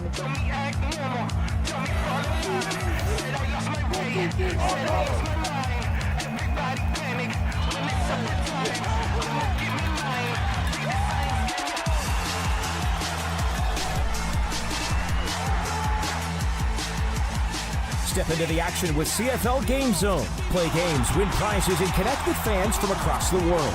Join the ultimate CFL fan experience today at gamezone.cfl.ca. Look at Tom Valesi in the command center, and they're looking to see if this is pass interference on the interception for a touchdown by Tavares McFadden. So Yeah. And as I look at this one, it looks to me like Amos has the right arm of Dembski tied up before the ball gets there, but let's hear the ruling. After review, the ruling on the field stands. Touchdown. they gave it a look. Despite what you see there, it is an Argo touchdown and the turnover. And it's been a nightmare for Mike O'Shea's team in terms of coughing up the football. A couple of fumbles in the first half, and then the most damaging one, the interception on the deflection. Tavares McFadden was mentioned, let go by Toronto in training camp. He comes back because of all the injuries to their secondary. And he has a good game, not just that play, but the most important one there, the interception and the first touchdown of this game for either team. And again, there's another look at the play. Amos defending the pass. Gets tipped up in the air. Looked like Metier in on that as well. Tavares McFadden, the man in double blue who comes up with the football. Now, eventually finding his way to a starting cornerback spot with the Argos. As mentioned, they lost their two starting corners from last season. Jamal Peters leaving in free agency. Quantez Stinger selected in the National Football League draft. It would have appeared that there was a clear path to McFadden, who was often sort of the extra DB last year. You would have thought he would move into the starting lineup, but Argos elected to go a little younger to start the season, and he moved on, but finds his way back home and having an impact. I believe he had that spot in the field corner before Stingers arrived 2 years ago. It's his third season out of Florida State, and gets a start tonight. And there's your result there. And the difference right now is interception for a touchdown.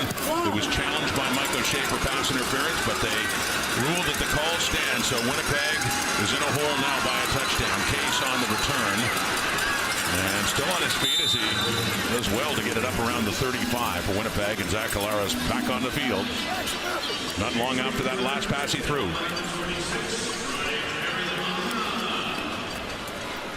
Time for the veteran quarterback to shake things off. Get this Bomber offense going. And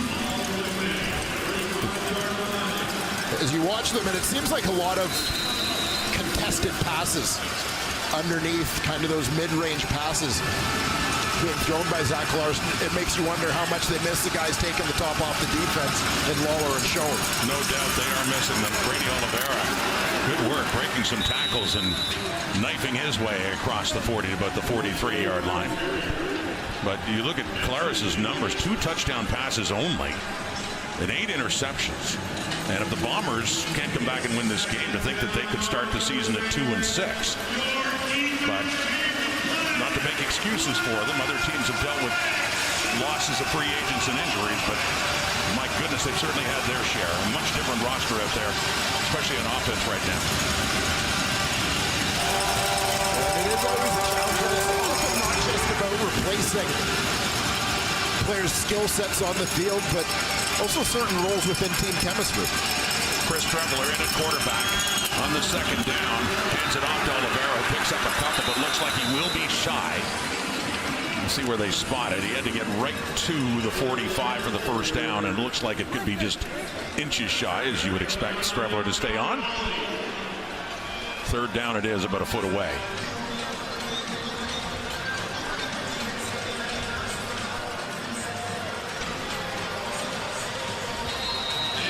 Strevler has been very effective in this game. Short yardage formation, but it seems like he's always getting 2, 3, 4 yards a pop with his inside runs. Only time he was stopped, he took it out of shotgun. That time works the big body across the 45, so that should be enough for a first down. As it is a first down, let's get an injury update now from Matthew. Well, guys, you were talking about the Bombers' inability right now to take the top off of defense. Bombers are telling me that Drew Wolitarsky, one of those weapons that might have been able to do it, injured earlier in this game, but he is now out of the game, guys. Thanks, Matthew. We talked to Nick Dembski a couple of days ago, and he was saying, joking sort of, that goes in and Wolitarsky is the only familiar face at times. In that receiving room early in the season, there's been so much change after Lawler got hurt. Dalton Schoen, Wolitarsky done for the game. And speaking of Dembski, who loses the ball, not unlike last week against Saskatchewan when he had a big catch, and that time he had it punched out. This time, another play on offense by Winnipeg where they gain yards and then lose the handle on the ball. That's the third time that's happened tonight to Winnipeg. And Deshaun Amos with his second fumble recovery. Frustrated Nick Dembski on the sideline after another fumble, after another good gain of about 30 yards, and coughed it up. So it's Argo football. 4-0 turnovers going against Winnipeg in this. One went for a touchdown. And that's really the story of this game. Let's have another look at this catch and then fumble by Nick Dembski. Yeah, nice route to get open. Great. Gets in behind Priester, but had that ball in the upfield arm where it's a target for a defender. Coming towards him, popped loose. Once again, scoring position. Little pat on the button, and let's go from head coach Mike O'Shea. As said, compounding that what happened last week in Regina to Nick Dembski late in the game. Similar thing happened. 4-man rush, time for Arbuckle, and sitting down to catch that is Mackay Polk. Gets it up closer to the 50 and a first down for the Argos, nursing a 7-point lead now as we approach the midway point of the fourth quarter. Nick Arbuckle came on a couple series in for the Toronto Argonauts, taking over from Cameron Dukes. No big offensive explosion to date, but Arbuckle taking care of the football. Still under 100 passing yards total for the Argos. Now is caught close to midfield, so getting closer to 100. David Ungerer, his first catch of the season. Ungerer had to start the season on the 6th game because of a hamstring injury. And no doubt, veteran Ungerer is glad to be back in on the act. Had a breakout season last year with Toronto. Yeah, Ungerer, originally the 11th overall pick in the draft out of Idaho by Hamilton back in 2019, came to Toronto as a free agent looking for a little more of an opportunity and found it. Career high, 41 catches, 579 yards, 3 touchdowns for him last season. So first catch of the season for Ungerer. And breaking through is Kadeem Carey. Not as many rushing yards as we're used to seeing from 25 on this night, but a big one for Carey there as another first down goes to the Argos into the Bombers zone at the Winnipeg 40. And watch how Carey turns his shoulders. Going through the hole here, little slice. Nice job there by the Argo offensive line. Getting him up to the secondary untouched. 15 yards. Kadeem Carey to the 40. 13-6. The Argos leading by a touchdown. Back to Carey and finds a hole. And another good run to get it inside the Winnipeg 35.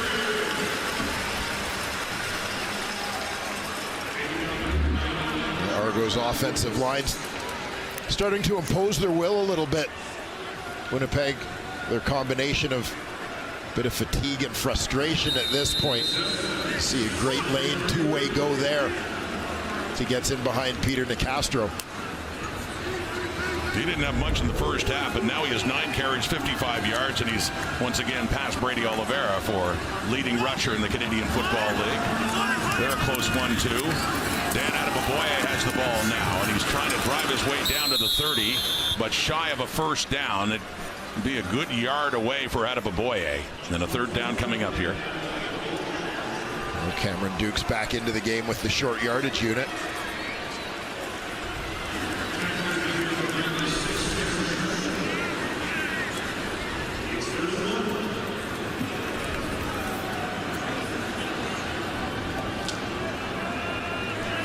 The Argos got off to a quick start this season.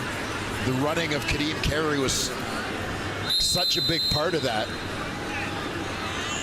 1-3 in their last 4, but the lead in this one with Carey showing the way in the fourth quarter.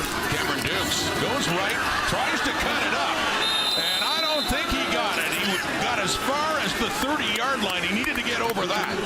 And this could be a turnover on downs, a big defensive play for the Bombers when they really need it.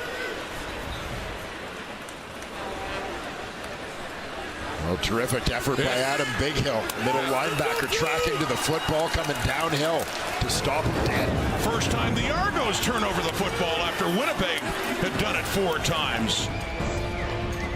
They meet Dukes right at the 30. Adam Bighill, first down Bombers.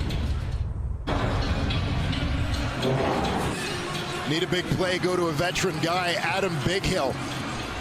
Veteran linebacker. Tracking this play across and then just steps up to meet Dukes in the hole. See him coming from behind, left side of your screen, just mirrors the quarterback. When Dukes picks the gap, Bighill meets him in that gap. First down, Winnipeg. Collaros. Short pass coming across. Josh Johnson. He lost his helmet. See the helmet pop off as he's taken down. Gets it up near the 45 and a first down.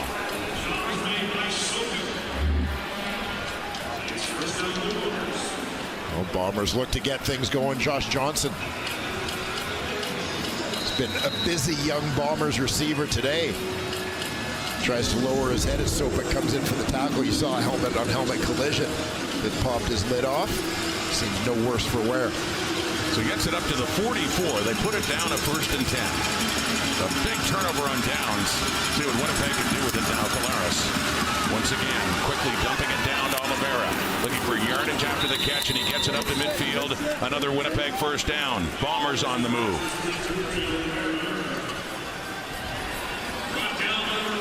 There you see offensive coordinator Buck Pierce. This offense that's been so successful over the last number of seasons. The injury responder has requested Winnipeg 84 to be removed from the game. That is Josh Johnson, who the play before was the one that lost his helmet on that contact head-to-head with Fraser Sopik. So one play later, the injury spotter, for the second time tonight, removing a Bomber player from the game. And here you'll see, watch on the tackle, as Johnson lowers his head going into contact, their helmets collide. His lid pops off. Chris Strebler is in this game as a second quarterback in. Zach Collaros in behind. Strebler's in as a receiver. Collaros is looking deep. Deep. Caught. Touchdown. Ontario Wilson had to secure the ball, but he did. And a much-needed touchdown pass for that Winnipeg offense. Just the fourth touchdown receiving by the Bombers this season. Just the third thrown by Zach Collaros. Yeah, Collaros, given time, nice protection there. You saw Oliveira moving across the formation. Little bit of an adventure, but happy ending for Ontario Wilson. You just get a feeling in this night nothing is going to come easy for Winnipeg. Even a wide open receiver for a touchdown, but Wilson does secure the football, and if they ever need that. And now, how big was that tackle by Adam Bingham to force the turnover on downs? A quick 7 points off the turnover to match what the Argos did off the turnover, but doing it with their offense. Ontario Pokey Wilson picks up the touchdown. Yeah, nothing fancy. He's just going. Florida State product. I think this reaction from Zach, a little bit of relief after seeing that ball bobbled by Wilson on the way in. The receiver stays with it. The Argos are winning the turnover stat of the night, 4-1. But how big is that one turnover for Winnipeg when the Argos were in position to make it a 2-score game? Yeah, leads directly to points. Like 3 times, boy. Ball like, no, I can't drop this. No, you can't. No, you didn't. Big catch for Pokey Wilson. A new life for the Bombers in a 13-13 tie. Only offensive touchdown scored in this game. There's Janarian Grant. No one needs to be reminded how dangerous he could suddenly be, and that's Jonathan McMahon back with him. And the kick. Back to the 5 for Grant. Breaks loose for a moment. Up around the 23, and the Bombers have him wrapped up. Very mindful of what number 3 can do. They saw it so often in his years in Winnipeg. So over to Nick Arbuckle now, who's been the quarterback of that Argo offense since the start of the second quarter. We got 3:30 on the clock here in the fourth quarter in a tie game. Arbuckle came off the bench in the fourth quarter last week in Hamilton. Nearly led them to a comeback. That seems to have earned him the bigger opportunity this week, the veteran. He's been essentially like a coach and mentor to Cameron Dukes so far this season. Arbuckle, that's out to Kadeem Carey. Evan Holm pushing him out, but not before a first down for the Argonauts. Stirs up the bench and the fans here. He's pushed out of bounds. Yeah, Carey has a free release to the right side of your screen. Nobody goes with him, wide open in the flat. Able to turn that into a big first down. Holm rides him a little bit out of bounds there.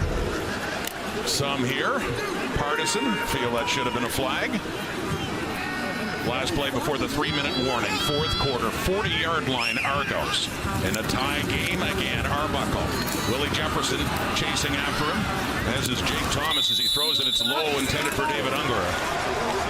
Falls incomplete. Second down coming up after Winnipeg scored their first offensive touchdown in nearly 2 full games. We got a tie game with just a few minutes to go.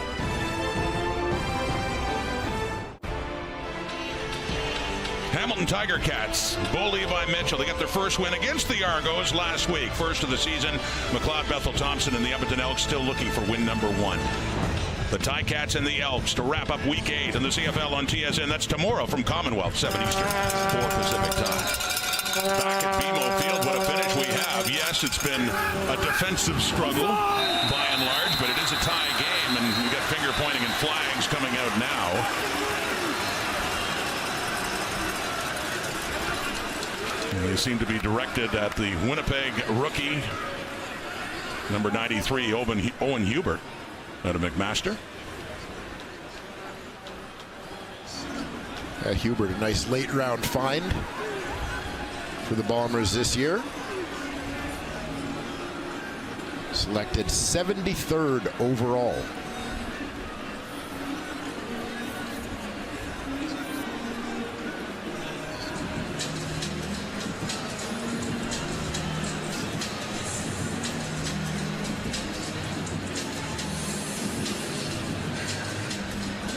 And closer to home as well, coming back from Norwood, Ontario, raised in Norwood.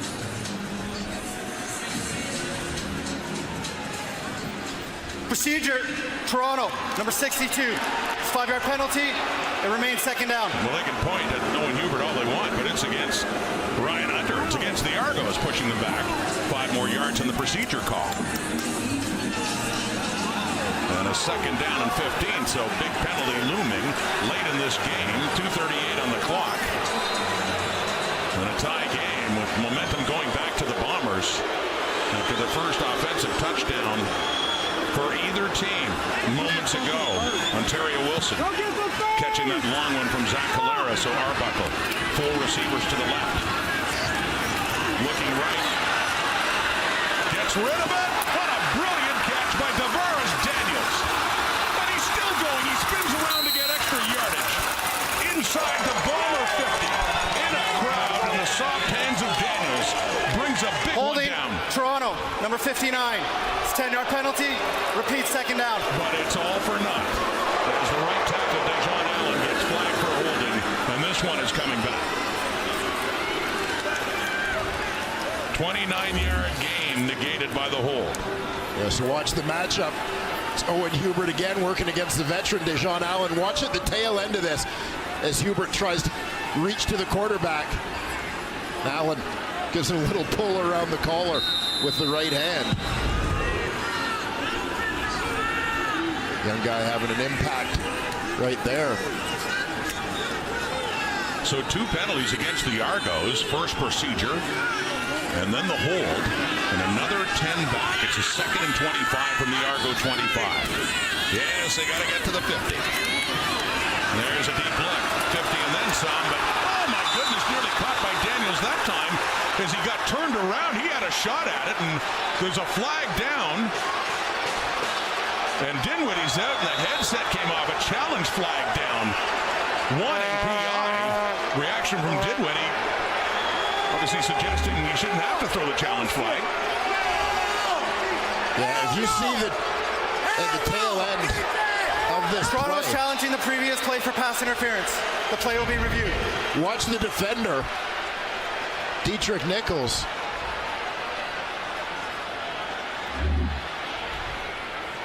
Again, it's number 2 receiver, second from the bottom of your screen.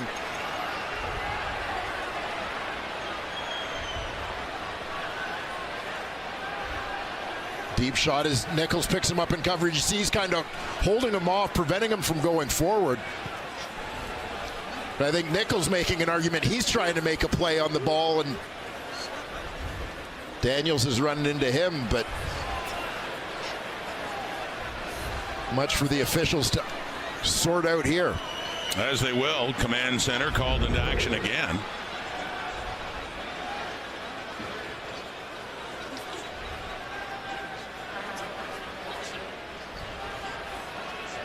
And we'd like to welcome in viewers on TSN 5. Rod Smith, Dwayne Ford, Matthew Shinetti here at BMO Field in Toronto. And it's a 13-13 tie. And a challenge, a big one, being made by Argos head coach Ryan Dinwiddie, looking for pass interference. After review, The ruling on the field stands. Third down.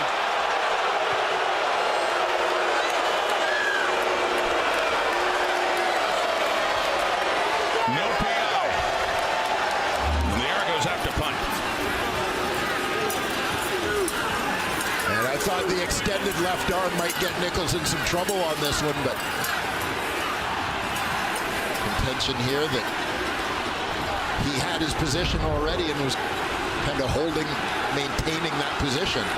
And the fans at BMO letting everyone in stripes know how they feel. And comments, I'm sure, directed at the command center as well, but they looked at it and thought it's not pass interference, so it will be Winnipeg football. Cody Case just inside the Winnipeg 40. Flag comes out, no yards. He only gets a couple of yards, but they'll be tacking on 15 here. That'll move Collaros and the Bombers further up. 2:09 in the clock. Tie game. How things have No turned. yards. Toronto, number 30. It's 15-yard penalty. First down.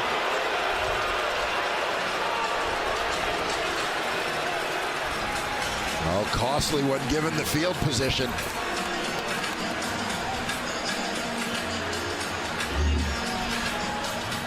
Jonathan Jones.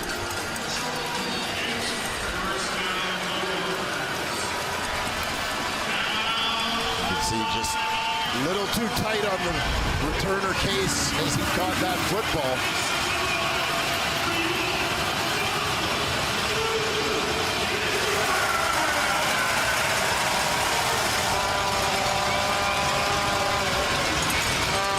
The leg of Sergio Castillo, who has a 60-yard field goal, second longest ever in the CFL. He had that in Calgary.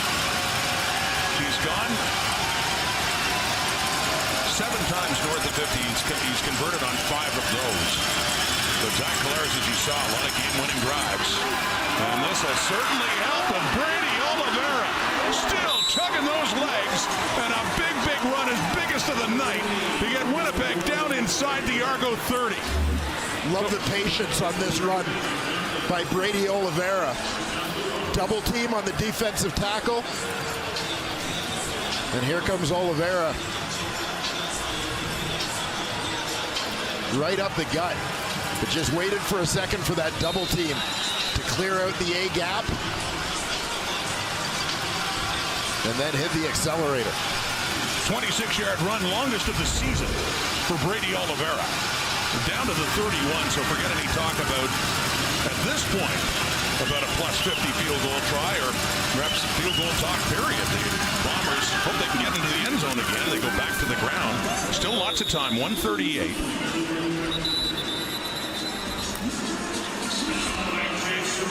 Timeout, Toronto. Well, the biggest thing, given the way this evening has gone, the last couple of weeks have gone for the Winnipeg Blue Bombers, protecting the football, that ball security that we talked about earlier. Well, it's a tie game, but they've really been undone by turnovers tonight. 3 fumbles after some positive yardage on offense, and then, of course, the interception for the touchdown by Tavares McFadden. 4 times they've turned it over.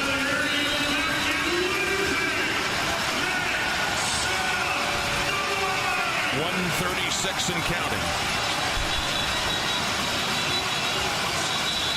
Zach Collaros' family out to watch and cheer him on. The Bombers on the road here in Toronto, trying to close in on their 3rd win of the season. Timer, please reset the clock to 1:38. And you saw Collaros pointing to the clock in the end zone beforehand. They are setting it to 1:38, 2nd and 6. They're at the 27 of Toronto.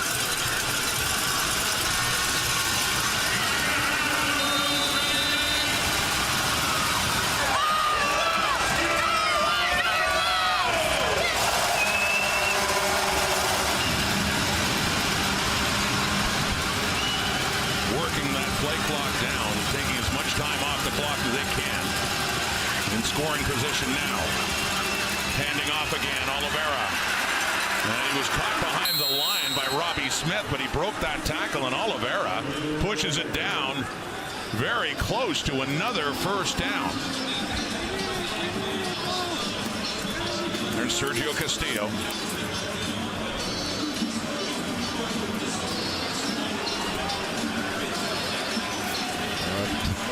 Chris Trebler's coming on. Yeah, at this stage of the game, and given their effectiveness with the Strebler team, calculated gamble to go for it here rather than taking the points. They want to get as much time off the clock as they can before giving the Argos an opportunity to have the ball back. And that's the thing. I guess they figure if they kick it, yeah, they get the lead, but Argos would still have some time left. Some time and only needing a field goal as well. Here we go, third down, Strebler. Didn't get much. It's the last little surge by Strebler, who had to get it down inside the 21. Argos are optimistically thinking that it could be a turnover and downs. Have another look here. Yeah, great look down the line. Contact certainly made in front of the marker, but Strebler. Wow. That lunge makes this close. Yeah, as is often said about great running backs.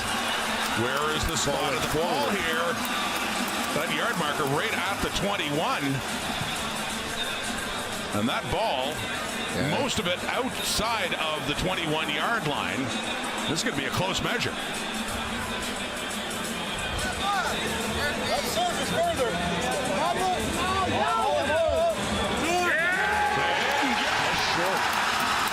Turnover on downs.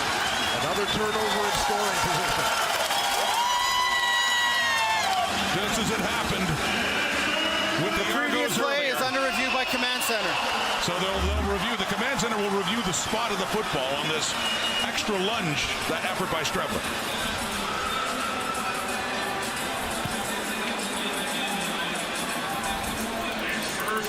Notice Teodric Hansen who made first contact on Strebler.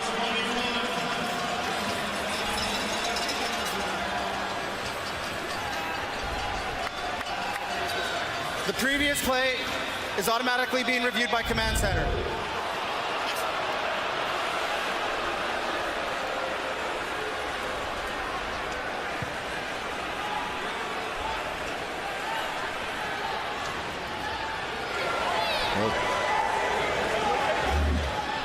Both units, offensive and defensive, kind of headed away from this, believing that they had won the play, so to speak. See, from that angle, look at where the ball is when Strebler is down. That'd be the question. Was he down already? Because where he advances it, you're right, that would be further along by the looks of things, that it would be at or inside the 21. Had to get to the 21-yard line. Automatic review by the command center, and just a critical play.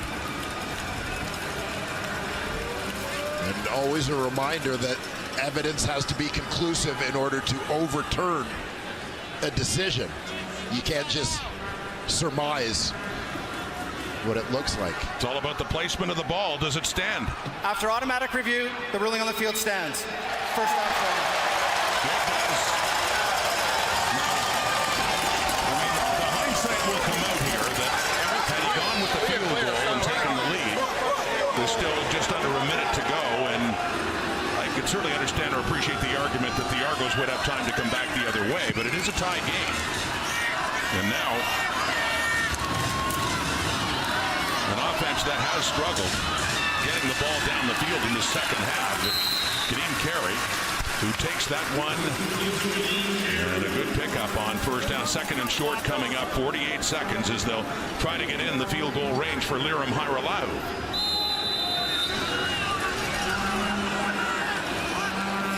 What a turn. 43 seconds. Swinging it out. Breaking a tackle. Breaking another as Carey does get the first down up across the 30. Sticks move. 37 seconds on the clock. And still plenty of real estate they have to cover if they're going to have a shot at a winning field goal. Yeah, big second effort by the Argos running back, but nickel and diming at this stage on the clock isn't going to get them there. Willie Jefferson nearly got Arbuckle. He gets away. He takes off. Something you seldom see as he gets it up closer to the 40 on that first down play. But they still, with 26 seconds left, are not close to the range of any kicker, not Liram Hairolau, who does have a strong leg, but they still about 30, 40 yards here. 23 seconds. Will it be heading to overtime? Arbuckle lobs that one up and out of bounds on that 2nd and 5. So 3rd and 5 coming up. 17 seconds on the clock. The Argos, Devin Adams got through to Arbuckle, but we just want to kill the balance of this clock and play for OT. Yeah, you see Adams coming from the right side of your screen in behind that goalpost. Just a bull rushed rip to the inside on the guard. Forces Arbuckle to throw that one away. Overtime it is.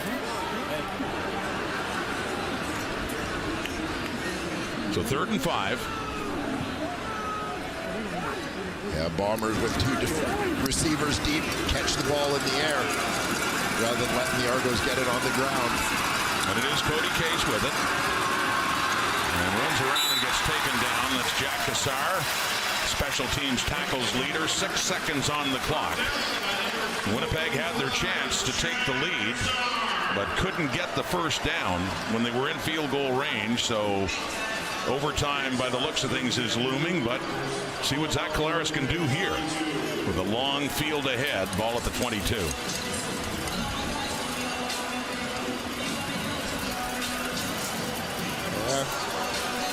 See if Collaros takes that one Hail Mary shot. I'm not sure they can get enough yardage in this time, even for Castillo to go 60.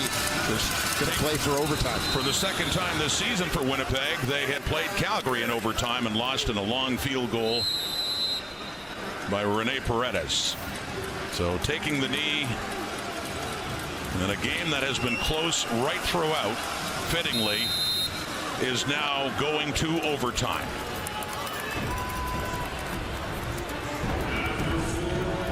After 4 quarters, still undecided, 13-13.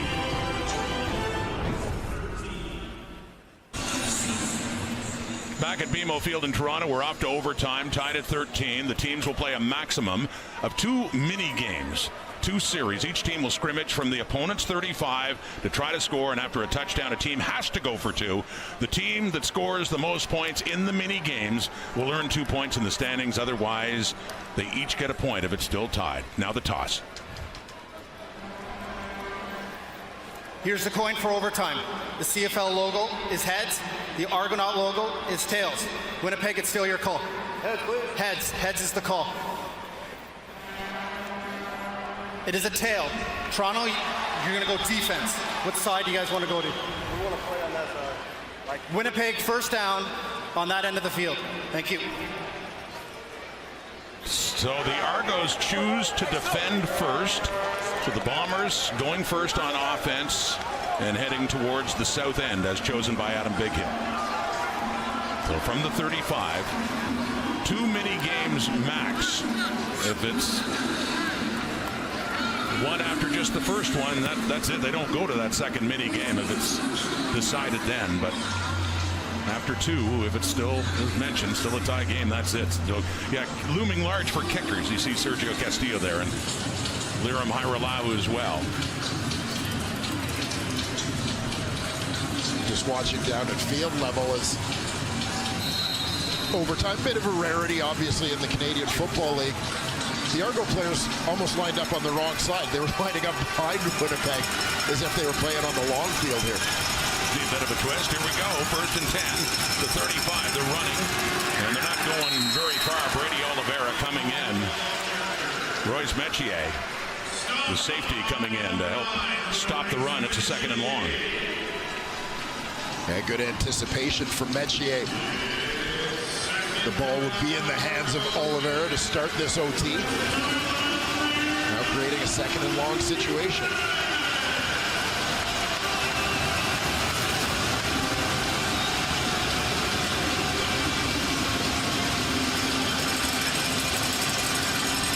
Second and long.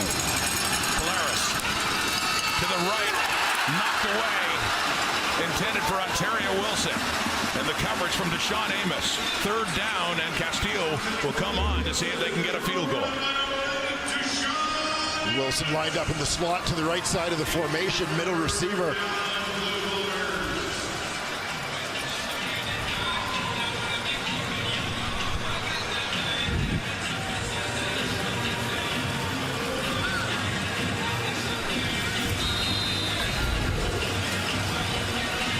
Big defensive play there from Deshaun Amos. Sergio Castillo is 2 for 3 on the night. This from 41 yards away to give the Bombers the overtime lead. High snap. Sheehan puts it down. It's wide left. Wide left. And the Argos, on their possession, are going to have a golden opportunity to win this game in OT. Wide left.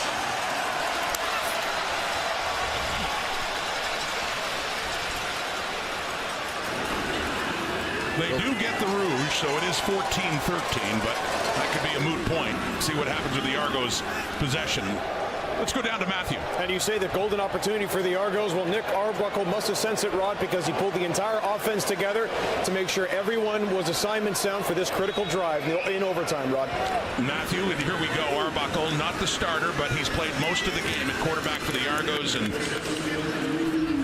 Castillo thinking about that one, no doubt, and wondering if he'll get another chance.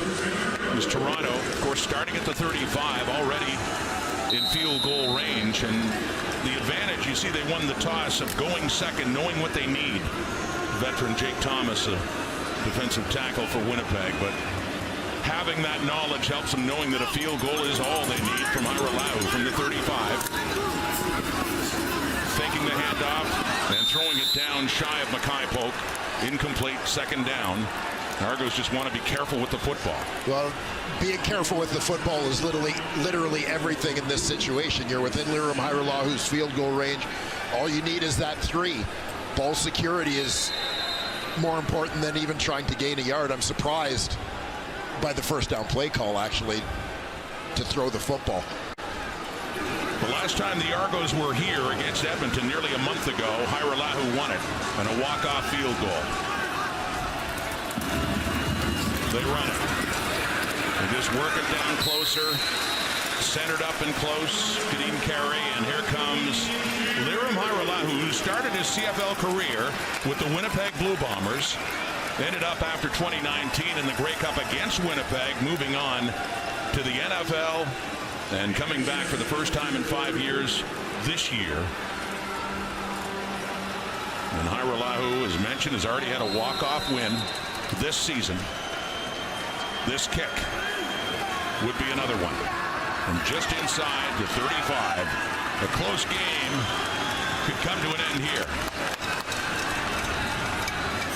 Haggerty to put it down. Hajrulahu to put it through.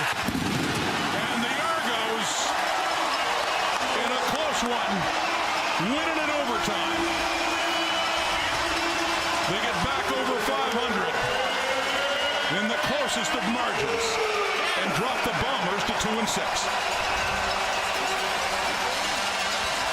Tough one for the Winnipeg Blue Bombers. As Lirim Hajrulahu hits the winning points, a game in which a series of turnovers within scoring range proved to be the difference, including a final one, a turnover on downs when they could have kicked a go-ahead field goal. With about a minute to go in this ball game, elected to go for it, and were stopped. And no doubt Mike O'Shea will be asked about the decision not to kick the field goal late in the 4th. Instead, the Argos get a chance in overtime. And off the miss, they get theirs from Hajrulahu and the victory. Thanks for watching the CFL on TSN in Toronto. SportsCenter's next.